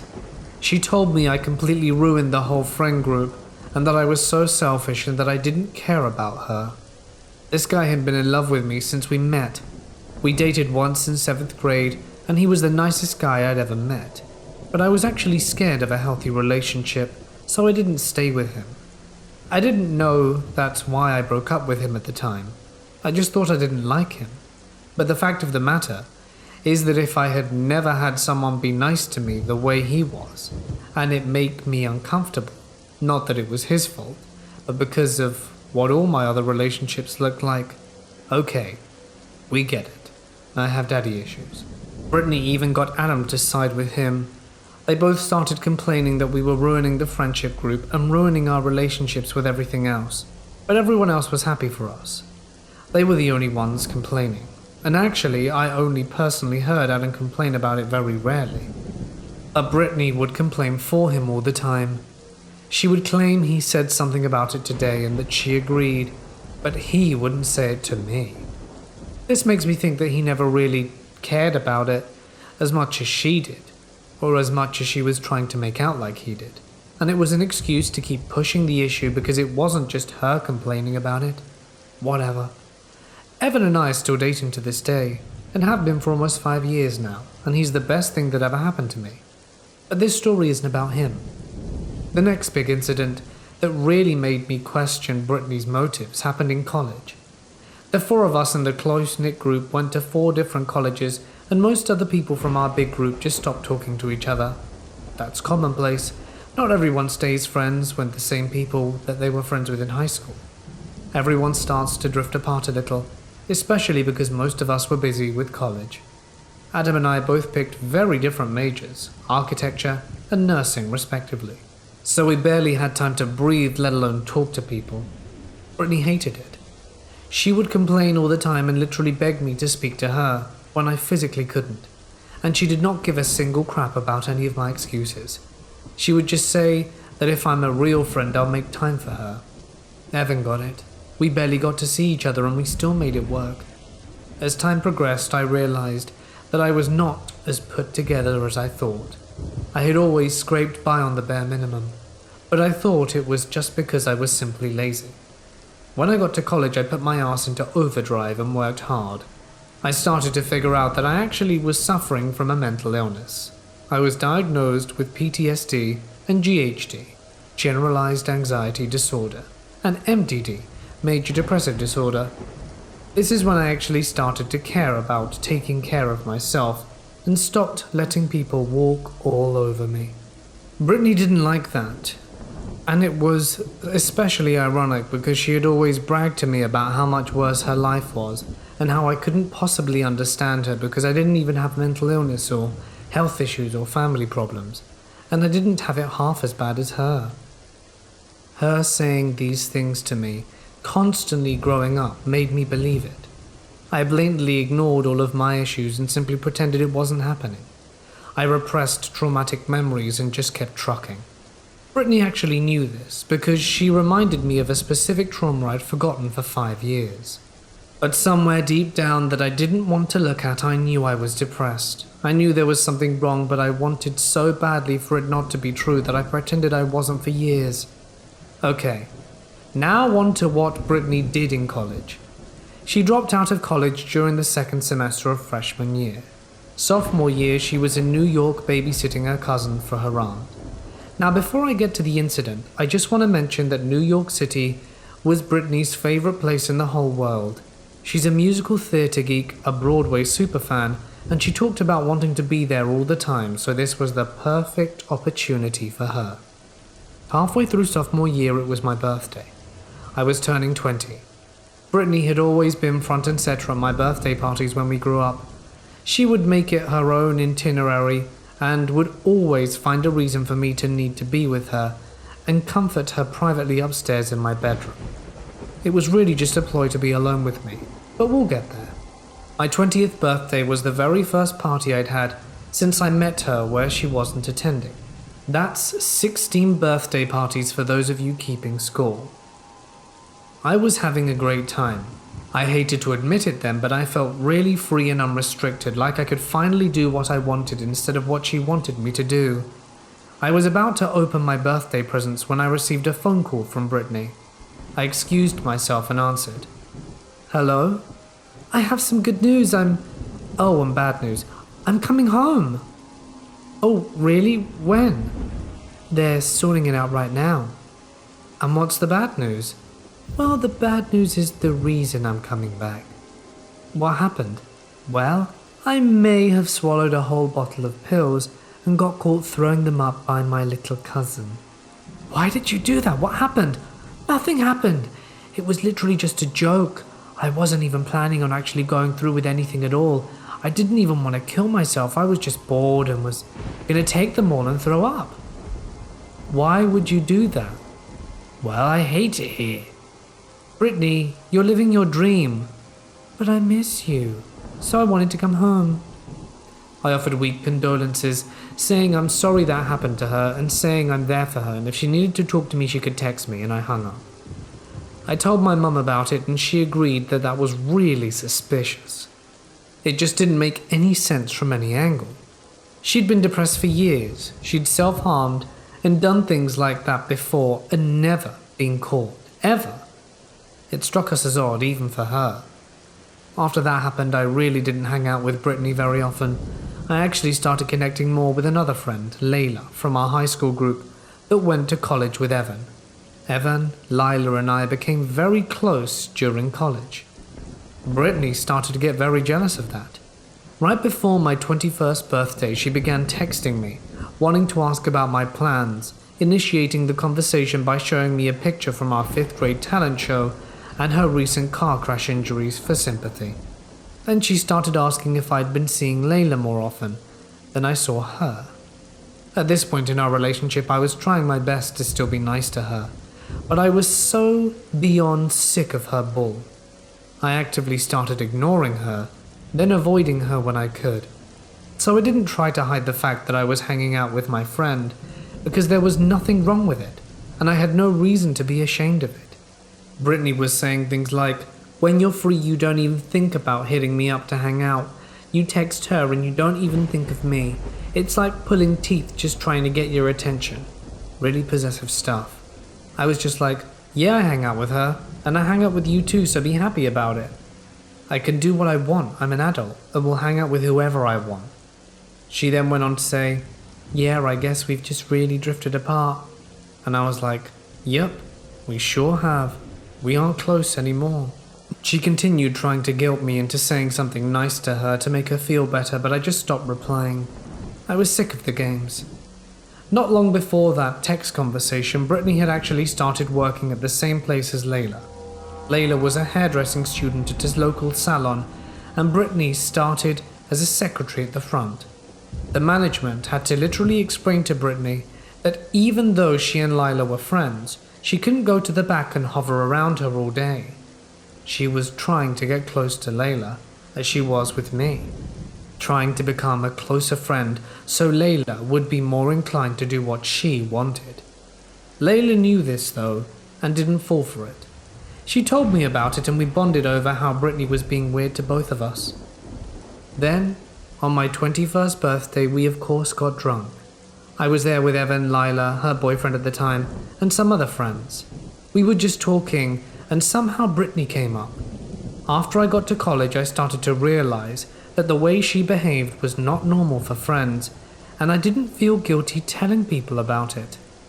Layla shared with me that she actually had something to tell me about Brittany. I was caught off guard, but I was expecting another crazy work story. No. Layla told me that she and many others from our high school friend group had actually seen a different side of her. When I wasn't around, she changed. Layla described how Brittany's face would fall flat and emotionless, and she would say horrible things, and then she'd snap back like it never happened. Layla warned me she was about to tell me a lot, and I was like, "Come on, I've dealt with the worst from her already." She shook her head. She proceeded to tell me how Brittany had said multiple times over the course of high school that she was definitely in love with me. Apparently, she was not the same Christian modest girl I knew, and when I wasn't there, she would make violent and explicit comments about how she wanted to violate me and my body and end me. She talked about how we were going to be together no matter what, that if she couldn't have me, no one will. She told everyone that if I was with someone else by the time we turned 35, she would just have to take care of them, so I would be free. I was stunned, but that wasn't everything. She proceeded to inform me that Brittany had recently, since they started working together at the salon, devised a plot to frame Evan for cheating on me by tricking him into a situation where another girl kisses him and she gets it on camera. She told Layla about the plan because she wanted Layla to help her. Layla said, "I'm not about to ruin a happy relationship for no reason, and I'm not helping you do that." But Brittany didn't do that. There was a reason Layla even told me this in the first place. Because Brittany was still doing it years later. This was the final straw for me. I resolved myself to the fact that Brittany was not a friend to me and was actually a danger to me. Someone who I had grown up with, literally done everything for nearly 2 decades. almost my whole life in childhood, someone who I trusted and did everything to please and take care of and make happy. Hell, we held hands as we walked up to the auditorium to get our diplomas when we graduated high school. That is how public our friendship was. We literally made sure everyone knew that we were best friends. I decided that I had to cut her off once and for all. So what I decided to do was hang out with her one last time, have a final good memory with her, and then talk to her alone and confront her. Evan was there with me as I planned this out, and he was scared for my safety. I decided to take her to the local park, as even at night it's heavily patrolled by police and well lit. I also had my mace, as well as a weapon on me. My heart was pounding the entire time from the second I saw her that night, and I felt sick to my stomach. It was like being a very small child and realizing for the very first time that the Easter Bunny at the mall was just some guy in a suit. It was like my whole life was a lie. I drove her out to the park and we sang musical theatre songs together like we always did, and then I finally mustered up the courage to say it. I confronted her about all the stuff she'd done to me over the years. Everything. She apologized for the majority of it because she knew she was mean to me. She knew she was abusing me. She admitted so much, saying from her own words that nobody deserved to go through what she put me through. Then, I finally brought up the allegations of the horrible things she was saying and plotting behind my back. She acted like she was shocked. And I know this girl very well, and can tell when she's lying because I saw it so often while growing up. So I could tell it was insincere. She's normally very good at manipulating people and acting out her own part in whatever situation she's in. But when I brought this up, it caught her off guard. She hesitated. She'd never done that before. She then denied it, explaining that no one likes her and people make up lies about her all the time. I had, of course, heard that excuse before and didn't buy it. I told her I knew no one was making this up, and that I wanted her to admit it. She just got this scowl on her face and said, "You know what? I knew you were going to do something like this tonight. I knew you just didn't want to see me. I knew you had another reason. I stopped liking you a couple of years ago. Every time you'd message me, I'd go through, ugh, what does this girl want? I hate her." I realized I wasn't going to get anywhere with her. She was never going to admit the truth to me, so I said, "Fine, you don't have to tell me, but I know the truth now. I'm taking you home. Don't ever contact me again." We rode home together in silence. I didn't look at her once. I was scared to. I had my mace and my weapon in my purse right at my feet if she tried anything, and I was shaking like a leaf the entire ride. I finally dropped her off and she got out, slammed the door and walked away. Now something I need to tell you. I've written about this story before on another website called Wattpad, anonymously hiding her info, and never revealed her identity once. However, a few months after I cut her off, she found out that I'd put a link to that Wattpad story on my Tumblr page. She then decided to go on a social media rampage, publicly calling me a liar and saying that I was slandering her name all over the internet. She did this probably because she thought I wouldn't find out, but other people I know were still connected to her on social media. She blocked me on everything after I cut her off, so they'd saw what she was doing and told me. I then decided that I'd had enough. I didn't talk to anyone about Brittany except for Layla and Evan, because I didn't want to be seen as petty, and still worried about high school drama, but honestly this was on a whole level from that. After she started calling me out by name on her pages, I fought back. This is when I decided to make a YouTube video about it, and I announced to everyone on all my platforms that if they knew both of us in high school and wanted to know what happened, to watch it. Brittany and her family tried to stop me from making the video at all, messaging me on everything, talking about how it'll ruin my chances of getting a job and how I'll look really bad, and everyone already knew what happened and that I'm beating a dead horse. When, as I previously mentioned, I literally didn't tell anyone about it. I just ignored them. They even called my mum and she tried to stop me, but I ignored that too, because I'd been bottling everything up for my whole life and I was sick of it, and I finally wanted to tell my story. It's been over a year since I cut her off now. I still think about it a lot because I still suffer from many issues in communication and my own identity because of it. I remade the YouTube video as it still bothered me. Hell, I've even made a bunch of TikToks about the story and it still haunts me.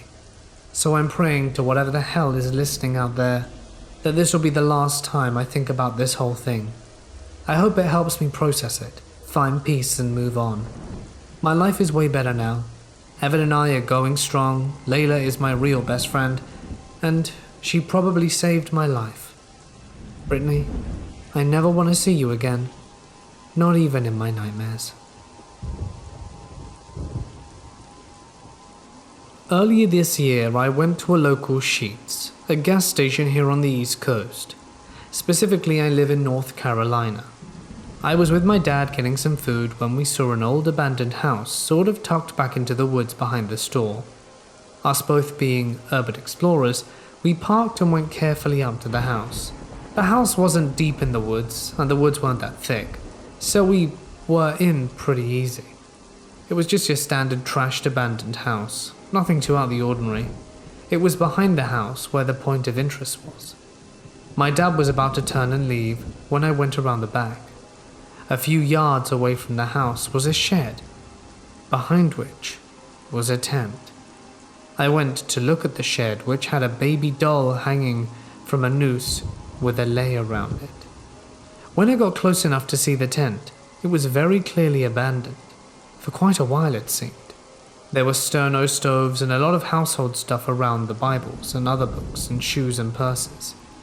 It was obviously a homeless woman who had camped there, going to the Walgreens in Sheetz very close by. I had to leave my dad, and I was already running a little late for other things, but came back and investigated further. What I found was very interesting. There was a notebook in the tent, slightly water damaged, but I was still able to make it out for the most part. The name in the journal was Djinn and Castles, and had a ledger of purchases made. Small things, toothpaste, gas for the stove, small amounts of food, and the last listed purchase was $2,000, car. That really was all I found significant at the camp. I went home and spoke with my dad about it. We looked online for a Djinn Castles to see what we could find, things like Facebook pages and social media, and all that we found was an obituary. Djinn and Castles died at the age of 58, Raleigh, North Carolina. It listed the date and time of death, but nothing else. It was a very loose ends kind of obituary. We found it interesting and spoke a little bit about it, but nothing ever came of it really. They just recently leveled that little bit of land, house and camp. Last night I was working third shift. I had recently picked up a job at a different Sheetz station working overnight.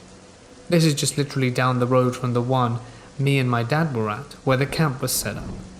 And the first to say spooky paranormal things don't really happen on third shift, at least not in my job. Mostly gotta watch out for extremely high or drunk people, but that's it. But last night made me doubt it a little. It was 3 a.m. when I was outside collecting trash from the outside cans, across the parking lot, and then I see a lady walk out of the woods very slowly. She was walking towards the back customer entrance of our store.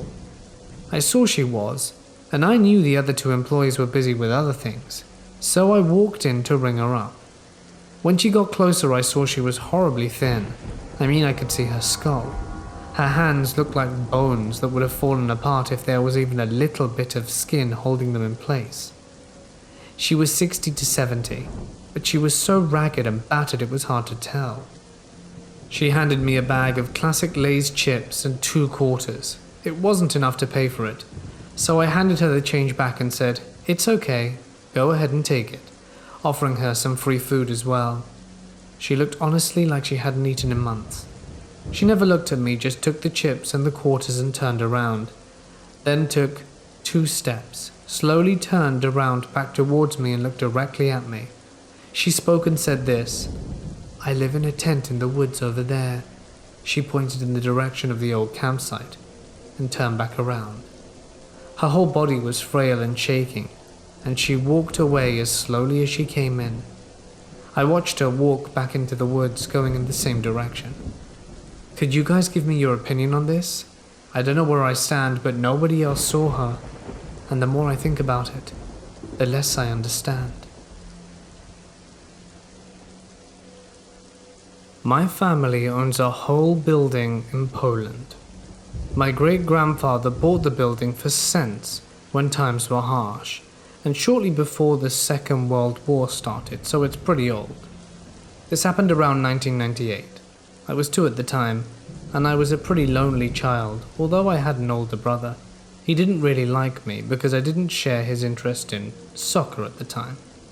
My father was an arse and wasn't around much, and my mum had her own store next to our home, and she didn't have much time either. I used to pass hours in my room, just playing alone with my Lego. The babysitter was in the next room doing her own thing, and I remember one day while playing alone, there was a kid sitting on the other side of the Lego pile, who was dressed strangely and was quiet, but I didn't mind. I finally had some company. I don't know why I didn't tell the mum or babysitter. Maybe it's because I didn't want to get into trouble. Well, there I was playing with the kid, talking to him and asking him to pass me certain Lego bits that were on his side of the pile. This was going on for the next 2 years until we moved to another apartment because of a flood affecting us. Fast forward to when I was 16, I went to see my grandfather. He was my great-grandfather's son, the one who bought the building. We got on the topic of the building complex and all the legal parts, etc., as during the last 50 years, the situation of who owned what part got pretty complicated. My grandfather went for an old file book with documents and pictures and started showing it to me and my brother. As we were going through the pictures, I pointed to a family picture. I pointed to a kid and said, "Hey, I know him." My grandfather stopped and looked at me surprised. "You know him?" "Yeah, I used to play with him when I was small." Now he looked even more shocked. "How is it possible you were playing with him if he died during the war when the Nazis entered the building and killed all the Jewish families?" I then noticed the Star of David on the kid's chest, and it hit me afterwards that I was playing with a long-gone child. I started talking to him and then my mum, and both told me it's common for people in my family to have certain abilities and be able to communicate with those that are past. I tried to call him the last time I was there, but either he's gone or doesn't want to show up. I'm thinking about buying a set of Legos and starting to play next time I'm there, just to see if I can see him one last time. I had a friend in high school called Bob. He was very nice, and while we weren't that close, we had similar tastes in music and we shared CDs. This was in the late 80s and way before file sharing. We eventually graduated and I moved several hundreds of miles away to college and we lost touch. When I left for college, I had one of Bob's CDs still in my possession, Beat by King Crimson. Fast forward 10 years and I graduated college and was knee-deep in my career and finally saved up enough money and bought my first house. In the new house, while I was unpacking, I see the CD in the box. I hadn't noticed it in many years and thought, gee, I really should track down Bob and return this. Then, at that moment, the doorbell rings. It's Bob, and he says, "Hey, you wouldn't happen to still have my King Crimson CD, would you?" I'm looking down and holding it in my hand. I hand it to him, and his mouth drops open. Mine probably already is. We exchange pleasantries. I ask him how he found me, but can't remember his answer anymore, and he eventually takes off. Haven't seen Bob since.